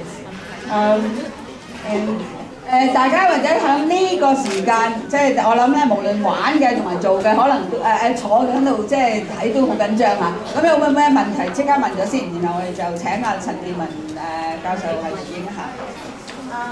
I have questions because under my law it's quite a long time. And sometimes it might be illegal, right? So do you have a lawyer group? Support you. Lawyer group. I got it. So we have lawyers to support us, yeah. So yes, we had the National Lawyers Guild, which is a lawyers agency that provides help to activists in the states. And they still are covering our cases. You know, when you do these protests, your legal cases go on for so much longer than the action. So yeah, we had a really good support system. I would like to know, what do you do with your stack list? So do you type it up afterward? Do you have a central archive for it? You know, all the notes. With the notes, yeah. The stack list we don't type up, but the notes, we have an online archive of all the notes and we put them in there. And you really want to be, I didn't talk enough about transparency or training. They're both crucial to any movement because that is the way people gain capacity in movement, and it is a clear, transparent way about how to advance in a movement. So, yeah, you can find our notes at nycga.com, I think, or .org. I'm not sure, .com or .org. So that's from Occupy. You could also just probably Google the notes. You'll find them. And have there any facilitators that have been overthrown because people just don't like the facilitation or not being fair? Yes, absolutely. Because it's a position of power, right? So you want to, especially in facilitation, make sure that you're training new facilitators, right? You're building capacity in others. You want to see the faces change and circulate because having the same person in front of you for meeting after meeting after meeting it's not going to sit well with people. And yes, there have been a lot of facilitators who've been overthrown, who are not trusted, who are a lot of egos that have been overthrown in the movement, and just try to navigate it. It's going to be there, right? Because people have egos, but yes, it definitely has happened, and it's not pretty. So try to make your community really strong at the very get-go.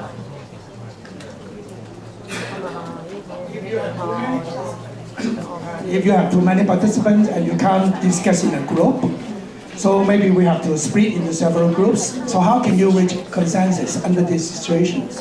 You can scale, two answers to that. You can scale consensus to any size, really. You know, it just takes a little bit of a longer time. And breakout groups and smaller groups are really crucial and important. So if you have a big decision and you want to break people into groups of like 20 and then get feedback from all of them, you absolutely can. And it's just going to take a longer time. I would also suggest building in as much on the front end as possible so that when it does scale, people have a level of expectation. So you don't want to be negotiating what exactly nonviolence means with 100,000 people because that is a really tricky discussion. You want to have certain principles already established. And I mean, what you could also do is form groups along affinity and then have a kind of spokes council model. And in that situation, we did this actually. This is going to be really quick. So in a lot of major protests that happened in America at the end of the 20th century were organized this way. So this is a spokes council model. And you will have, these groups can be enormous, and they all have one spoke. It's not a representative, it's a spoke who is constantly in communication with their group. And so you will have spokes from all these different groups come together, and then they will talk to their groups, and then they will relay back what their group has to say to the general meeting of all the different spokes from all the other groups. So this is a model that scales really well, probably better than General Assemblies, because General Assemblies are better places to empower individuals and hear from people. But the Spokes Council model, if you're dealing with really big groups, is very productive. And I wish I could have talked more about this, because it's really crucial. 我哋而家咧就為咗停一停，好嘛？咁咧就我哋請埋阿陳健文教授咧，就係有一啲嘅對今日整體嘅一個回應，係大約15分鐘之後，我哋就再 open up。咁今日咧可能會過少少10分鐘、15分鐘嘅時間，希望大家可以即係adjust 一下，好嘛 ？OK。First of all, thank you, Nicole, for your very inspiring and practical presentations. Thank you very much. I will talk in Cantonese, in Chinese. Yeah. All right. 首先就真係好多謝有個咁樣嘅機會啦，可以俾我哋親歷下去到呢個 Wall Street 嗰度睇睇佢哋點樣處理呢一個即係共識嘅問題啦。我哋成個佔中裏邊嚟講咧，其實你見到有3個民主嘅概念嘅。我哋嘅目標當然要爭取一個代議制民主啦 （representative democracy）。但係你見到我哋個過程裏邊咧，我哋有商討日嘅。商討日咧，其實就係一個所謂審議式民主 （deliberative democracy）。第二樣嘢，我哋有一個公民授權嘅，我哋俾市民咧喺討論咗出嚟嗰個幾個方案之後咧，會揀一個咧。咁呢個係一個直接民主嘅一個概念嘅 direct democracy 嘅。咁即係話咧，我哋喺成個運動裏邊咧，我哋包含3個嘅民主嘅理念嘅。我哋都知道，淨係靠代議政制嘅民主係唔夠嘅。如果夠嘅話咧，美國都唔使搞呢個即係佔領華爾街啦，即係話淨係靠一個投票嘅制度咧，社會上面好多嘅價值或者利益咧，未必完全喺制度呈現晒嘅。所以我哋仲係想追尋咧，要有所謂慎思嘅民主，或者思辨型嘅民主，同埋咧直接嘅民主嘅。咁喺我哋成個佔中裏邊咧，有2個好重要嘅議題咧。做決策嗰陣時候咧，其實我哋唔會係佔中3子去決定㗎。第一個最重要嘅議題咧，就係究竟一個點樣嘅政制方案咧，最後尾我哋可以接受嘅。咁呢一個咧，我哋係會進行咧係先係商討日。大家討論完出嚟之後咧，可能有2-3個方案咧，我哋就會交一個公民授權嘅過程㗎。咁就會俾市民咧係會用一個可能電子投票嘅平台或者係變相公投嘅方法咧。係去到揀一個，或者係將嗰2-3個方案咧去排序嘅。到跟住第3個階段咧，有一個所謂對話同埋談判嘅過程咧，希望泛民去做之後咧，得出咗一個方案之後咧，究竟能唔能夠接受咧？我哋多數都要走第2次嘅公民授權嘅。咁所以呢個第一樣嘢就係對於乜嘢嘅方案可以接受咧，我哋會走過呢一個咁樣嘅公民授權，俾大家全民投票嘅程序嘅。第2個好重要嘅決策咧，就係究竟幾時去佔到一段時間裏邊幾時係應該要退，或者再入翻場？呢個進同退嗰度咧，係我哋亦都係思考緊應該點樣做抉擇嘅。初步我哋嘅諗法咧，呢件事情亦都唔應該係2-3個人做決定㗎。我哋都係希望咧，能夠每一個簽咗誓章嘅人咧，能夠有份去參與做呢個決策。咁咧，我哋而家喺度即係喺度研究緊咧，係發展出一個 Apps 出嚟咧，就係俾每一個簽過誓章嘅人咧，每個人都有個曲嘅。咁咧就可以咧集體做決定咧，究竟我哋幾時去佔，或者佔到咁上下，政府話重新談判，係咪呢個時候應該退？咁呢啲咧我哋都係喺度研究當中嘅。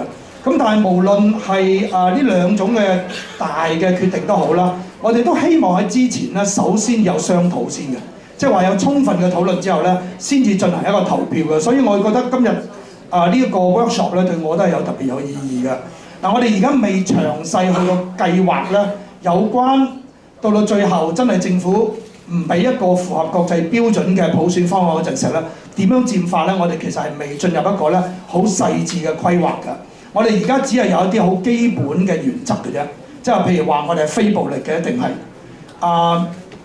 咁你仲話好似面對咗情況裏邊咧，佢哋好多嘅朋友都已經知道，我哋一定係唔會同警察係進行咧肢體衝突，甚至語言衝突我哋都希望冇嘅。咁但係既然係一個公民抗命咧，亦都唔可以淨係講非暴力㗎，佢都係一個抗命嚟㗎嘛。所以我哋都唔會自己行上去車上邊㗎，或者有啲人話綁自己手，你見得到咧，即刻好爭議啊。其實戴耀廷都話考慮嘅啫，冇決定嘅呢啲嘢。你做一個公民抗命嘅話，除咗非暴力之外咧，亦都有一個尊嚴嘅每個參加者，同埋亦都有一個抗拒嘅。咁所以咧，可能都係要警察用相當嘅力量搬我哋上車，但係我哋就唔會同佢有肢體衝突，但係唔代表我哋自己會行上去嘅。咁咧呢個我哋有啲基本嘅原則會有，咁但係細節我哋係未規劃㗎。聽完今日嗰個 workshop 咧，我可以咁講啦，有啲嘢咧會同咧佔領華會街咧係會有分別嘅。點樣咧？佢哋佔領一個公園，產生嗰種干預咧，同我哋如果真係佔領中環一個馬路咧，嗰種干預性係差好遠嘅。我好相信，如果我哋到時佔領中環真係坐喺馬路中間咧，個情況咧就唔會好似美國佔領華爾街咁樣咧，係會拖好長時間嘅。政府咧，我相信要好短時間裏面做決定，係咪即刻就係拘捕呢一班坐喺馬路嘅抗命者，或者就會重新要談判，去講翻嗰個政改嘅方案。咁所以咧，呢一個我哋採咗呢個措施咧，呢個佔領中環啦，其實係會將個時間壓縮得更加犀利，因為佢種干預性會比較大，所以咧係未必完全係可以用仲話個經驗啦，係同我哋類比嘅。但係我哋自己亦都相信咧，而家你聽見政府講啦，成件事情可能搞到2015年嘅。我哋都好相信咧，喺佔領中環之前咧，我諗我哋都仲會有好多唔同類型嘅行動啦，係會表達我哋嘅不滿嘅。如果政府一路拖個諮詢啦，或者佢俾嘅初步嘅方案都已經係好唔能夠符合民意，你睇下呢個發牌電視，你知道係好有可能嘅。咁所以咧，究竟之前會唔會有一啲嘅示威嘅行動，甚至係佔領嘅行動，而唔係佔領中環出現咧，都係有可能嘅。所以我哋都係好需要參考咧，今日咧Nicole 帶俾我哋嘅信息嘅。咁咧，我哋其實而家喺成個訓練嗰個有關做商討日裏邊嗰啲督導員，或者今日叫促進員啦，就 facilitator 啦，個原則咧同今日所討論嘅原則係好相似嘅。差唔多我仲係講啲原則咧，其實喺我哋參加過我哋個促導員咧，你都知道係一樣嘅。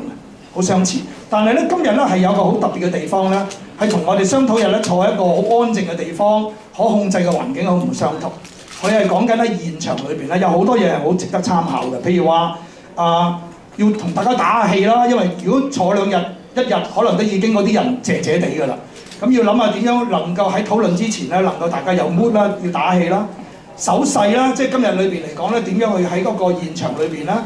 能夠即係個聲音比較唔係聽得咁清楚情況底下，點樣去表達意見嘅手勢，我今日都好 impress 啦。Static 啦，即係要好確定邊個要跟住發言等等，好細緻要記錄低啦。呢啲都係好重要嘅。另外一樣嘢喺我今日裏邊我好深感受嘅咧，就話咧，我哋一定要面對咧喺呢個建立共識過程裏邊咧，要面對嘅衝突 conflict。咁呢個係對我嚟講係好重要嘅。我好知道咧。到我哋要佔領中環嗰陣時候咧，已經係成個政改問題啦。我諗佢爭論得好劇烈嘅。就算喺支持民主嘅人裏邊嚟講，究竟點樣嘅底線可以接受咧？係唔係話泛民已經能夠入到局有競爭性，抑或我要去到咧公民都可以直接提名等等咧？一定會有好強烈嘅爭論嘅。咁所以我哋自己應該要面對住呢種爭論。咁我哋要講得好好嘅矛盾，我哋唔可以避咗佢嘅。我哋要面對佢先有可能揾到一個咧係共識嘅。咁我諗到時候要好靠大家，係特別嗰啲所謂促導員咧，懂得有創新性，點樣提出一啲 inclusive 嘅、更加包容性嘅方法去解決呢啲爭議。但係我哋唔可以避免爭議嘅。我哋自己要好坦誠知道，就算喺民主運動裏邊咧，都有更加理想啲嘅人，或者更加係現實啲嘅方法去解決問題，一定有爭議。咁呢個對我係好大嘅一個即係提醒，就話咧，我哋大家要準備面對住啦，我哋有矛盾同埋爭議嘅。我哋咧會辦，我哋咧要每一個參加佔領中環嘅人咧係要簽誓章嘅。簽誓章嘅人有3個圈嘅，最核心嘅圈嘅人咧係唔單止係唔會同警察有衝突，上到法庭咧係唔會請律師抗辯嘅。第2個圈咧，佢係會參與佔領中環，但係佢可以請律師係進行抗辯嘅。但係我哋仲有個第3個圈啦，我哋一路都冇喺社會裏講得太多，但係我哋而家下一個階段就會講啦。第3個圈嘅人咧，其實佢唔需要佔領中環嘅，佢唔需要犯法嘅，佢係喺成個運動過程裏邊用合法嘅手段去支援我哋成個運動，可能做商討或者公民投票嚟做義工，或者到佔領嗰陣時，佢喺路邊裏邊去吶喊、提供支援等等，我哋係好需要有第三圈嘅力量。所以其實咧喺參加之前咧，每個人應該好清醒啦，你自己喺咩位置裏邊㗎。咁所以咧就有好多嘢唔係要現場討論㗎，係之前咧大家應該要比較清楚咧，你企喺咩位置同要做啲咩事情㗎。咁無論如何咧，我哋會點樣咧？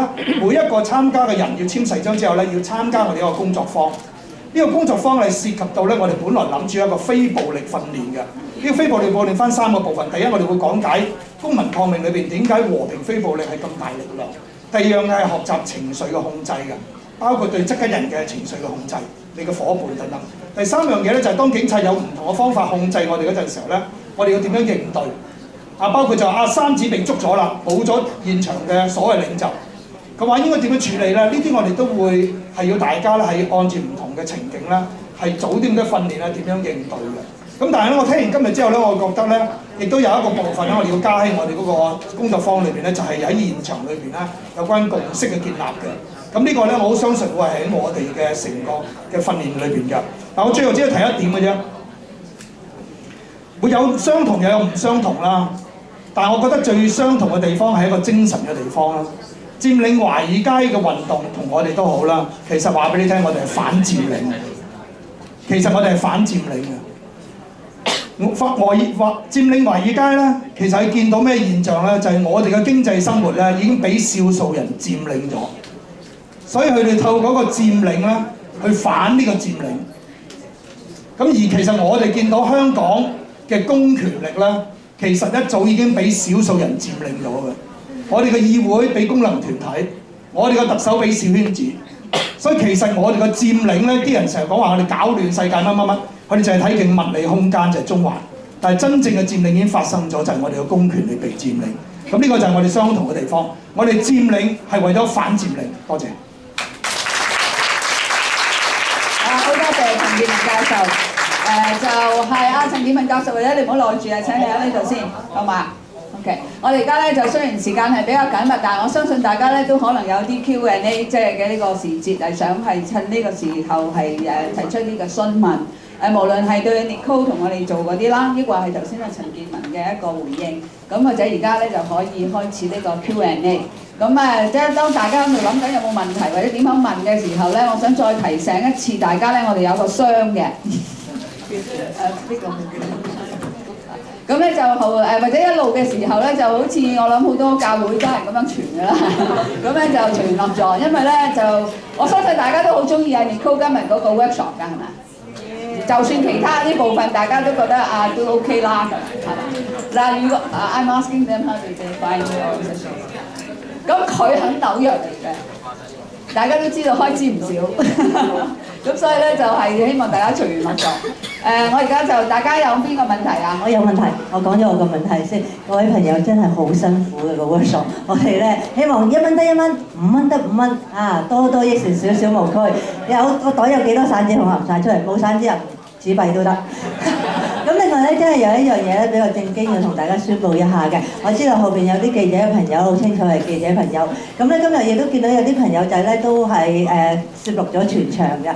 咁首先我哋必須要講咧，今日我哋嘅大會其實係公眾嘅，我哋唔介意。但係你影我哋之前，其實咧我哋希望每個人都同我哋講，你影完之後有咩用途啦，或者你係邊個機構要使用啦，邊個團體要使用啦。咁當然啦，我都要你哋籌1蚊得1蚊，5蚊得5蚊啦。咁你若然將個咁精彩又咁靚女套嘢擺咗上 YouTube， 或者拎咗去燒碟賣喺信和嗰度，咁我哋好鬼蝕底㗎嘛，係咪？咁咧首先好嚴肅嘅同大家講講法律嘅。如果咧大家冇同我哋講，或者我哋知道你有拍攝，因為有啲朋友仔其實我哋都有同佢溝通過嘅，我哋保留一切嘅法律追究嘅。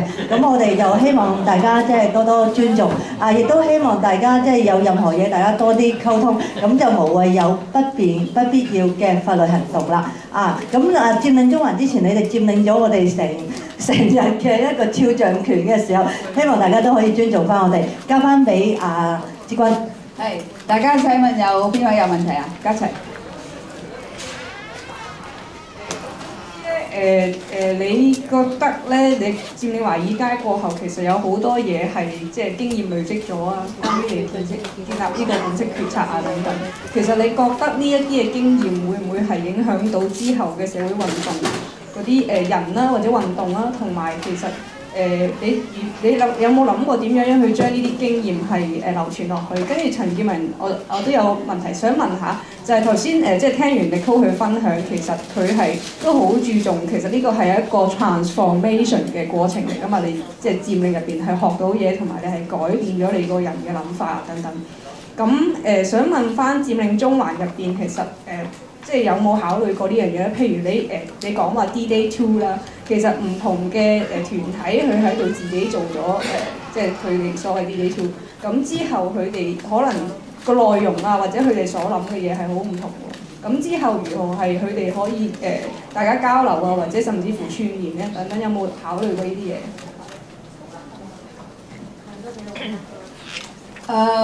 ？Maybe we'll just have all the questions first. 因為之關係咩？係，我想問咧，即係關於即係譬如佔領華爾街嗰度啦，即係我哋而家今日 focus 嘅都通常係一啲參與者，咁但係我想問就係喺個運動裏面有冇所謂領袖嘅角色喺度咧？而佢哋即係好多嘅決策都交俾呢啲 participant 嘅時候，其實我哋個領袖啦，或者個發起人嗰個角色嘅定位，佢哋係做啲咩嘢嘅咧？呢一樣嘢其實想問。陳健民頭先有一條問題就係話，即係如果係我哋去到嗰陣時咧，有啲職場啊，或者係有啲人嚟參加咗，咁究竟到時如果係要一啲嘅抉擇係嘛決定啊咁嗰啲咧，咁究竟係譬如話你哋3位係發起人咁。Oh, I see. Okay.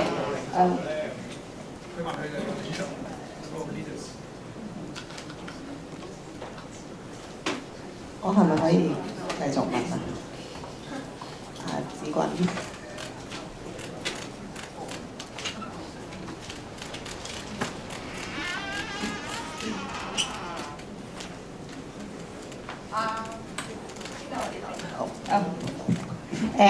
其實我條問題好相似嘅，就係以我認識嘅佔領華爾街，就係佢係一個 leaderless 嘅 movement 啦。咁以我所即係作為一個香港市民啦，相比起翻我一直對佔領中環嗰個經驗咧，就係無啦啦喺媒體見到有啲訊息，就係原來有個咁樣嘅決定，就而家又要簽呢啲啦，簽嗰啲啦。跟住又聽唔知邊個講就原來佢哋又做咗啲咁樣嘅決定喎。咁我覺得相比起佔領華爾街個運動咧，佢哋嗰個共識嘅決策係強好多啦，個 ownership 嗰個公眾嘅 ownership 亦都係大好多。即係暫時我唔覺得佔領中環係一個我擁有嘅運動。咁我想問下，究竟即係會唔會係我 misunderstand 咗佔領中環，或者可能係啲溝通嘅方式比較單向？咁如果唔係我 misunderstand 咗嘅話，我想問，即係點解會有一個咁樣嘅決策方式，同埋會唔會可能參考多啲佔領華爾街嗰種好公眾嘅參與嘅方式？仲有冇咩問題？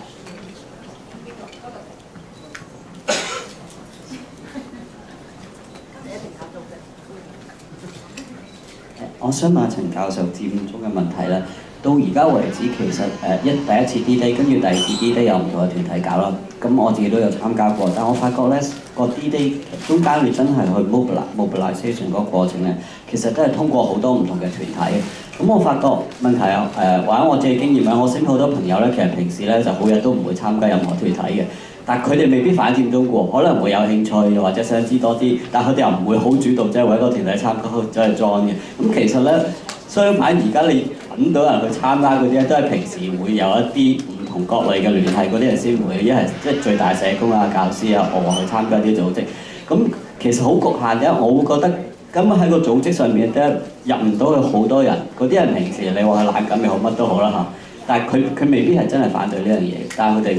其實你係動員唔到佢哋出嚟，咁呢個有冇可能有第二啲途徑？至少你令到佢哋會去參加，佢哋先可以了解㗎。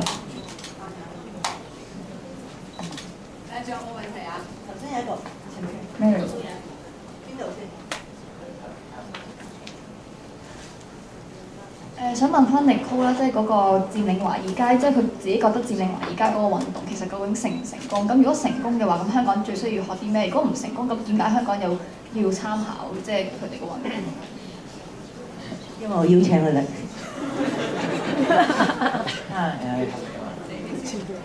我唔好意思，我有少少問題，盡快咁問啦。第一條問題又係咧，我知道其實咧佔領華爾街係好多啲規則嗰啲咧係好有參考價值嘅。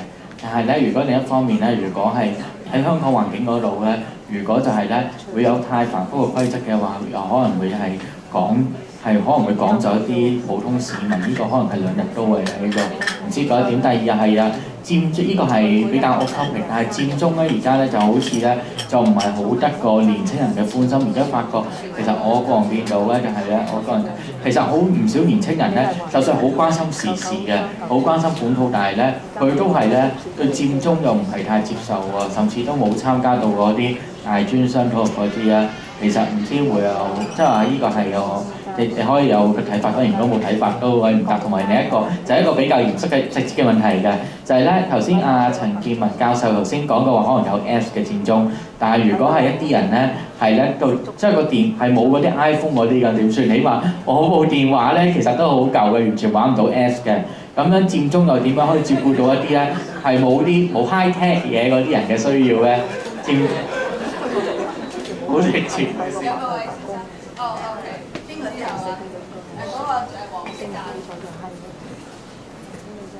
我其實做緊 SocREC 嘅係嘛？不過就冇問到你個名，因為唔夠時間。OK。Nicole mentioned that there wasn't many amplifiers during the Occupy worship, and you mentioned that there is one method called human microphone. How does it work? 呢個問題其實我想問翻在場人士，即係我見到好多人問究竟佔中會點，華爾街點，其實即係個位又好怪，就係點解要佔中先用呢一套咧？係啊，即係呢個係一個極度吊詭嘅，就係佔中先用呢一套 Occupy Wall Street 先用呢種 consensus 嘅 model 嘅時候，咁點解我哋唔諗下其實如果我同樣贊成呢樣嘢嘅時候，點解我唔即係而家可能甚至可能聽日就用啊？假設咁講，聽日個大型遊行就好咁。點解唔喺日常生活去嘗試用呢啲嘢，而調翻轉喺度不斷地問陳健民而翻轉唔問翻自己，究竟我今日學完之後，第二日會唔會用呢一套咧？咁係啦。首先張元寶嗰度。哇！一定夠好嘅。係啊，因為今日我哋呢個主辦團體咧，都係有個婦女團體嘅。咁我其實想咧就講下啲關於同婦女有關嘅一啲嘅論述，即係台上兩位。咁我就想sorry。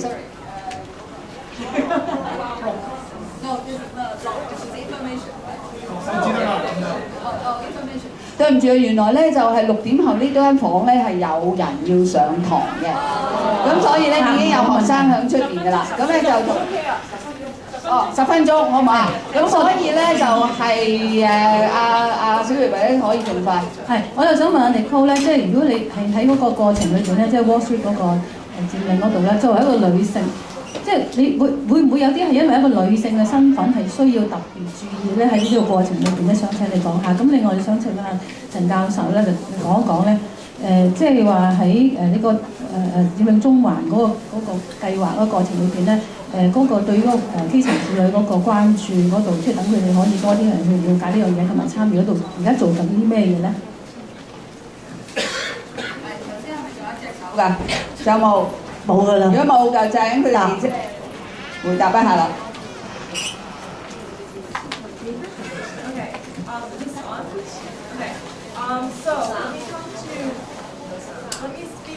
Okay, transformation. Transformation, people were transformed by just interacting with new kinds of people, not just through the consensus process, but also through just the space of the park. They were free to be themselves, they were free to be accepted for possibly, sometimes the first time in their lives, and heard possibly for the first time in their lives. So that's how transformation worked. Leaders in Occupy. Okay, so Occupy was a leaderless movement, but it got problematic, but then it was also good. So it's it's a good thing and it's a bad thing, and I have suggestions for how to make it better. The problem with Occupy was there was a tyranny of structurelessness, right? And so you always kind of sometimes got a sense that there were leaders somewhere whose voices were present at the decisions, and you didn't know who those people were. They were kind of obscure, which is why one of the first meetings that I went to, I had a huge breakdown about transparency and how we should be transparent about how decisions were actually getting made. We definitely worked on it, but ultimately those people who were trying to lead the movement, who were trying to hide behind the leaderless movement, they were called out, and their punishment was they got pretty much expelled from the entire activist scene in New York. So, which was a good thing. But Occupy also had leadership, right? It had leadership, and you could inspire people to take responsibility and to extend themselves and try new things. And I think what you want in a movement is leadership without leaders. You want a structure of leadership that welcomes people into understanding what is possible and what they can achieve, but when ego gets involved, it becomes very problematic. I guess I'll leave it at that. Transparency also is really important because that's how people can build skill and get training and advance in a movement. So that's why I think you want to have really clear structures of how to move forward in a movement from entry level to a wider level to a deeper level. That was horrible. But our movement was also very participatory, right? So people usually could get involved, and that also was very transformative because they felt like their opinion mattered, because they could just walk into a meeting and they would be informed and they could be involved, and that could be something they could take ownership after. During Occupy Sandy, actually, we got much better at transparency and training and making people feel like this was something that they could be a part of. So those are very good. One thing I wanted to say is, prompted by her, was through consensus, we actually wrote a document, a couple actually. We wrote our Declaration of the Independence, our Declaration of the Occupation, a new independence. It is kind of a new independence declaration, it's beautiful. And that was that process was begun in the General Assembly through breakout groups, getting ideas from people about what it should look like and how it should be. And then all of that information that was culled from so many people was whittled down by a working group who was just going to work on making the document. And then that working group brought what they were working on back to General Assembly a number of times, 3, 4, 5 times, until it was ultimately consented to by everyone. And everybody kind of had their voice on it in some way. And it went back, and there were a lot of blocks to it for a number of reasons, but it is possible to write things and write legislation collectively. I just wanted to say that. As a woman in Occupy, I wasn't too worried because Occupy was trying to be really intentional about how women should be treated and be prefigurative about that, but eventually Occupy did become very male-centric. And so as a woman, I had to assert myself and be really strong in my position. I would also say that I think that women tend to make better facilitators just because they listen. They have very strong listening skills already. And maybe I'm biased, but the best facilitators were women in Occupy, and the men who were really good at facilitation also brought an energy that was very patient and very earnest and really trying to synthesize what was happening. So I think that women might have a slight predisposition to being good facilitators. A note on trying to get young people, make it really fun, give people a reason to believe. A lot of young people in America are apathetic because the systems we've been presented aren't actually going to work for us, right? And so we rebel against them. Let people figure out what will work for them, and then I think they'll be excited to be involved. Was Occupy successful? Occupy was a success. It still continues to be a success. It builds upon itself. It's a network, it is a movement. It was evicted, but it also, it's the beginning. We met each other, we have networks. It's the beginning of the new world. And people are actively building it. They're building new structures and alternatives, and there's a growing discontent in my country, and it's going to come to a head, and Occupy is responsible for it on some level. So I believe in the future we'll see a much more structured kind of revolution, probably deeply led by young people in America in the next couple of years. And people are working on it, and I'm working on it. So it's probably going to happen. Let's see. Was there a question about police? No, okay. Sorry, I don't know where I got that from. Yeah. What do you think we can learn from any mistakes that we should learn? Yes, there were many mistakes. Many beautiful things we tried to do, but be transparent, be flexible in your structures, right? Like, it's not a constitution, it's not a legislation. Don't bind yourself to it because the world is complicated and exceptions always need to be made. It's probably better to think about a way to make exceptions than to make the perfect system. And be transparent about all that you do. Make sure that there is a training process so people who are coming from all walks of life can feel comfortable participating and have a lot of different ways you can participate. And leaders participants interaction.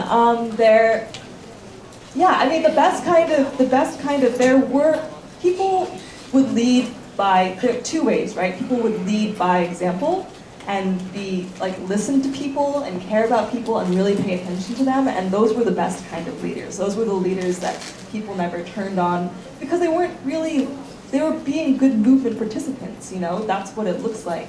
They weren't trying to make somebody do something they didn't want to do. There were also coercive leaders who would hide behind this kind of rhetoric of inclusivity and everybody made this decision, but really it was just a decision that was made by them. And so there were kind of many ways to lead, and some of it was good and a lot of it was bad. But you want to have structures where you could bring that to light. So the best kind of leadership would be where you would, by being a fully engaged participant, demonstrate how things could be better. That was the best kind of leadership for sure. And people's mics. I think this is the last thing, right? Let's practice really quickly. So people's mic would work. I would say something in a couple of words, and then you would repeat it. You want to demonstrate? Yeah, so we'll do it. So you would start it. Okay, we'll use an actual microphone. We would start it with a mic check. So I would say mic check, and then you would say mic check back to me, right? So mic check. Mic check. And then I would say, I'm so happy.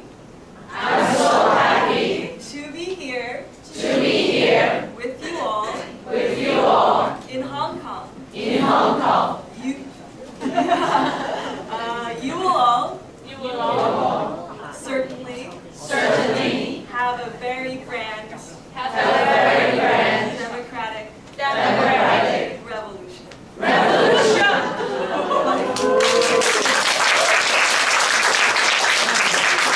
就當然就係10幾行啦，就如果係真係響佔中或者佔領維爾街嗰陣時，就係幾千行嘅，咁就一個一個咁樣浪一浪傳出去啦。OK， 咁而家咧我哋咧就係再用多5分鐘就請阿陳健民教授即係回一回應頭先即係大家嘅問題。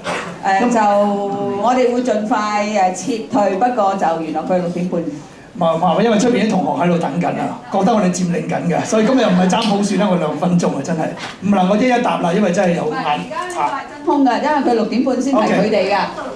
OK。係啊，就係6點半先係佢哋。好咁我盡快答一答啦。即係第一個就話咧，我哋嗰個而家遍地開花咧，唔同嘅群體都做緊呢個 deliberation 㗎。咁我哋到12月咧會有個大嘅集會㗎，會將唔同嘅群體聚翻埋一齊咧，係互相分享翻咧，究竟我哋唔同嘅群體傾咗啲咩出嚟。咁除咗傾個政改方案之外，就係話民主同佢嗰個群體，譬如婦女等等咧，有咩關係嘅？第二樣嘢咧就係話有關呢個運動嘅 ownership 嘅問題。我啱啱講過啦，除咗我哋3子之外咧，其實我亦都可以交代下，我哋仍有一個協調委員會咧，主要係推動一啲所謂操作性嘅嘢咧，係有嚟自唔同群體嘅一啲嘅代表咧，喺一齊做啲 operational 嘢嘅。但係咧，真係做重大決策咧，嗰2個重要決策咧，就係有關個方案咧，同埋設同埋佔咧，我哋仍都認為要交俾更加多人去做先得嘅。但係咧，真係最核心你有種感覺 ownership 咧，其實有好多人就覺得參與入嚟商討係最重要嘅。咁呢種商討嘅感覺咧，你見到嚟到之後咧，無論你係黨魁定係一個普通黨員，或者你完全冇入政黨，都係俾咁多分鐘你傾嘅。咁呢個過程其實係非常之重要嘅。咁我希望喺呢方面。如果傾完之後，哇！真係好想即係做呢樣嘢，咁佢安唔安嗰個運動咧？定係佢仍然都係一個參與者，你叫佢我就嚟啦，你就搞咗呢樣嘢我就。啱啱講過，即係我哋希望嗰兩個重要決策，其實佢都係每一個參與者都可以在決策噶嘛，唔係淨係講嘢噶嘛，甚至我哋會比較曲噶嘛。不過有啲人驚技術上面有啲人咧係唔識用嗰啲手機嗰啲咁樣，其實我哋而家咧都已經喺技術上面好大困難㗎，好多人都覺得咧，在現場你用呢個 Apps 咧好容易被干擾㗎，所以亦都有人喺度幫佢諗緊。有個好似八達通嘅一個手環咁樣咧，可以到時咧就係贊成一樣嘢就走去嗰邊 do 嗰樣，即係喺度傾緊呢啲嘢㗎。咁啊而咧嗰個全民投票咧，我哋都會設街站㗎，即係話有啲嘅基層市民咧，佢唔識用電子投票咧，我哋都要俾佢投到票嘅。咁所以我哋都係盡可能咧係能夠包容更加多人入嚟咯。咁如果我講咧就話咧 ，deliberation 對我哋嚟講唔係淨係為咗呢個運動，我哋希望呢種文化咧係留喺香港咧一路生根嘅。將來咧，政府亦都應該咧，好似原來提出呢個概念嘅人咁講法咧，放公眾假期咧，俾成個社會一齊傾下啲重要公共事務，譬如話應唔應該發牌，發多一個呢啲咁嘅問題咧，係一齊去傾嘅。咁最撚尾我講到基層婦女啦，其實我哋咧，我自己都去過2次基層婦女裏邊啦，同佢哋傾成個佔中問題㗎。戴耀廷亦都同呢啲婦女組織佢都傾過啦。咁我哋見得到就喺我哋過往呢段時間裏邊嚟講啦，開過幾多招待會支持佔中咧，基層婦女係其中一個我哋自己開嘅。咁我哋嚟緊出年嘅籌款啦，希望有啲小店能夠義賣啲嘢咧，係支持佔中咧。咁我哋好開心，一開始嘅時咧，首先就係第一個就係婦女勞工協會啦，就已經開始啦，願意啦喺佢哋嘅一啲嘅網絡裏邊啦，推動咗啲番梘就人民有權揀。同埋咧買一啲糯米糍就係普選唔好遲，普選糯米糍咧嚟到係支援成個運動㗎。咁我希望有更加多嘅婦女可以捲入當中。多謝。講開嘅 DJ 咧，就係其實我哋嘅今次籌備呢個高峰會嘅一班朋友咧，就係嚟自婦女界嘅。咁即係都係其實咧就都初步係商討咗咧，就係喺11月係咪？11月咧就係11月12月初嘅時候，最遲咧就係都會有一個 D-Day 2係嘛 ？OK。Anyway， 咁咧就大家有冇一啲最 last minute 一定要今日問非問不可嘅？特別係阿 Nicole， 因為佢走㗎啦。我所有非問不可俾陳建文，不過。咁你提咗先啦，一陣睇下有冇時間佢答啦。你提咗先。我都係覺得嗰個 ownership， 即係個感覺而家都仲係好。未到啊嘛係。唔係未到，係直頭，即係就好似商討完咁好啦，投票啦，大家就咩？即係譬如係有婦女有基層參與，咁除咗整番梘去買番梘，佢哋可唔可以加入嗰個協調組啊？即係呢啲，即係對我嚟講，呢個就係一個好 flat 嘅。structure 即係 so far 其實都係 by invitation 嘅，即係你哋3指完威啦，咁先至可以好似埋到你身。咁其他嗰啲人點咧？係嘛？係啊，我想加入啊！我諗唔係淨係我諗可能嗰個關注唔係淨係婦女組織有冇人入到，而係話即係有冇一個開放性啲嘅咁樣嘅機制。我諗係即係呢個問題係咪啊？係啊。OK。都好重要，最後唔會參加佔中嘅人，都或者俾佢哋一個協調組，都可能係會係個選擇，所以聽啲意見。好 ，OK。咁咧就係時間雖然好緊迫，但係我哋都唔可以冇咗禮數嘅。咁咧就我哋而家咧就係未有禮數送紀念品之前咧，更加係需要有一個少少嘅總結，係對我哋今日即係成日。咁我哋咧就請新婦女協進會嘅陸潔玲同我哋講一講。好，咁咧我哋俾掌聲自己先啦。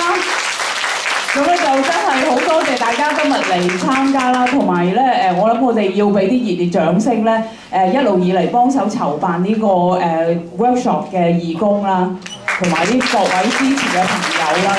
因為由最初籌辦到即係今日能夠即係成功即係完成啦，順利地，咁其實我哋都係望住好多咧唔肯定嘅嘢，亦都唔知道咧呢一個嘅共識性民主、共識性決策呢樣嘢究竟可唔可以喺我哋裏邊可以實踐到嘅。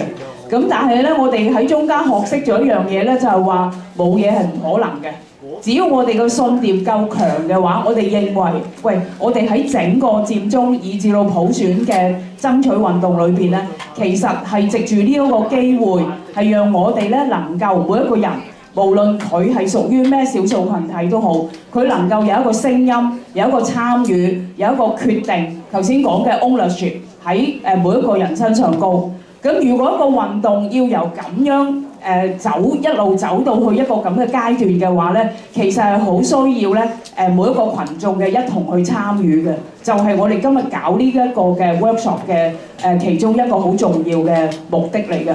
咁嗱，由今朝早開始，簡單地，我哋 recall 一下，我哋今朝早咧其實係講過一個咧，即係民主制度對於我哋能夠去產生一個共識性決策，其實咧係有幾大嘅可能性。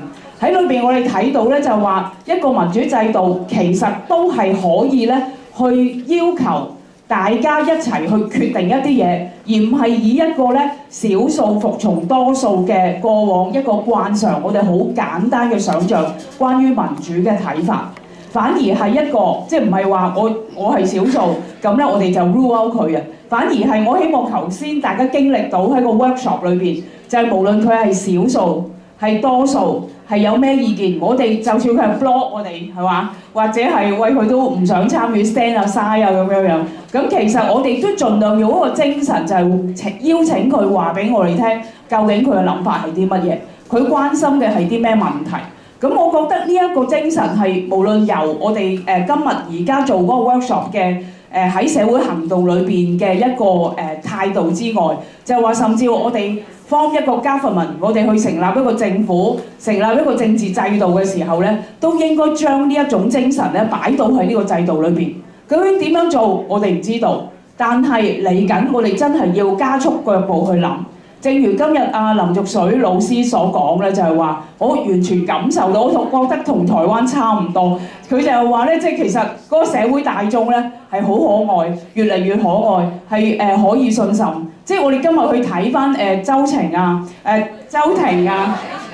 香港專周庭都係啊，咁專創學生聯會啊，好多即係新嘅組織啊、新嘅團體啊，走咗出嚟咧，去關注整個社會，我哋香港整個社會嘅唔同嘅問題。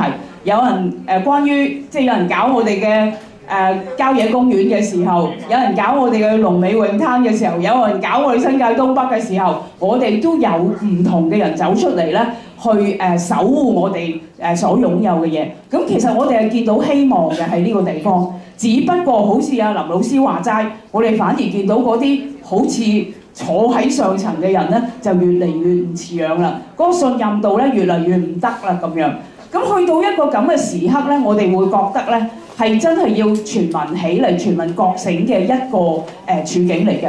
雖然咧，我哋今日似乎咧就係講緊婦女參政啊咁樣樣，好似好女性啊，成日都提住婦女啊咁。咁其實咧，我哋係講緊一個咧係呢一個年代已經係咧一個不分性別啦，唔分大家嘅種族啦，亦都唔分大家唔同嘅階級啦嘅年代，係需要咧大家即係一齊醒覺咗嘅公民咧，一齊去手跳手咧去捍衛我哋香港嘅未來嘅。我哋仲要進一步建立一種新嘅民主氣氛同埋意識嘅。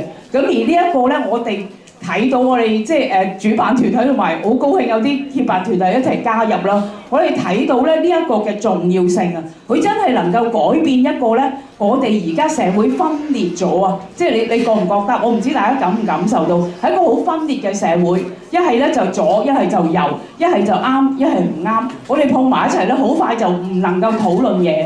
咁我哋如果喺呢一個位置上輸嘅話咧，我哋係輸咗我哋自己咯。如果唔係，只不過咧係上層嘅人或者政府做得唔好嘅時候咧，係呢一個係我哋可以一齊去改變嘅問題。但係如果我哋自己唔能夠喺呢方面覺醒嘅話，我哋一齊咧手翹手咧去達成一種互相諒解、互相尊重、互相聽對方聲音嘅一個精神嘅話咧，其實咧我哋自己呢一個公民社會咧都唔能夠咧強壯起上嚟。建立一個新嘅文化。咁所以我哋喺度邀請大家咧一齊，唔好淨係嚟咗今日嘅 workshop， 留低晒資料咧，以後我哋日後咧保持聯絡咧，我哋會希望能夠將呢一種精神慢慢咧滲透喺咧我哋唔同嘅環節裏邊。咁我哋喺呢度咧就亦都係請大家留低你個名同埋電話嘅，因為我哋嚟緊咧就會係一齊傾下，我哋想搞個 D-Day 2，但係個 D-Day 2咧一定會用翻師傅Nicole 啦，係嘛？師傅咧教我哋嗰啲方法嚟去做，我哋咧睇下可以咧創造到啲咩新嘅天地出嚟㗎。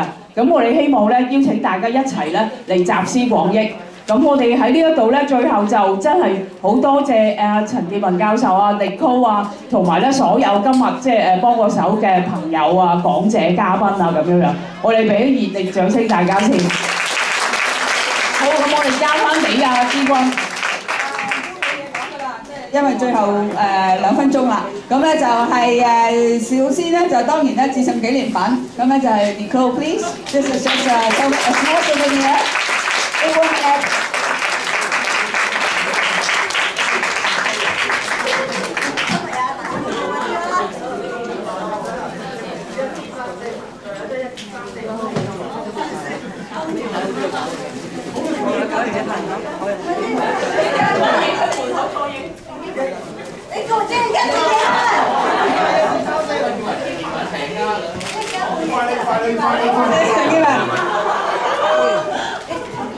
陳建文係致送紀念品。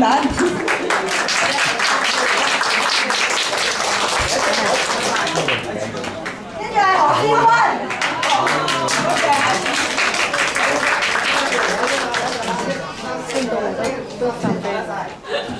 好，跟住咧就請陳建文 Nicole。Hello， 一齊影張合照先。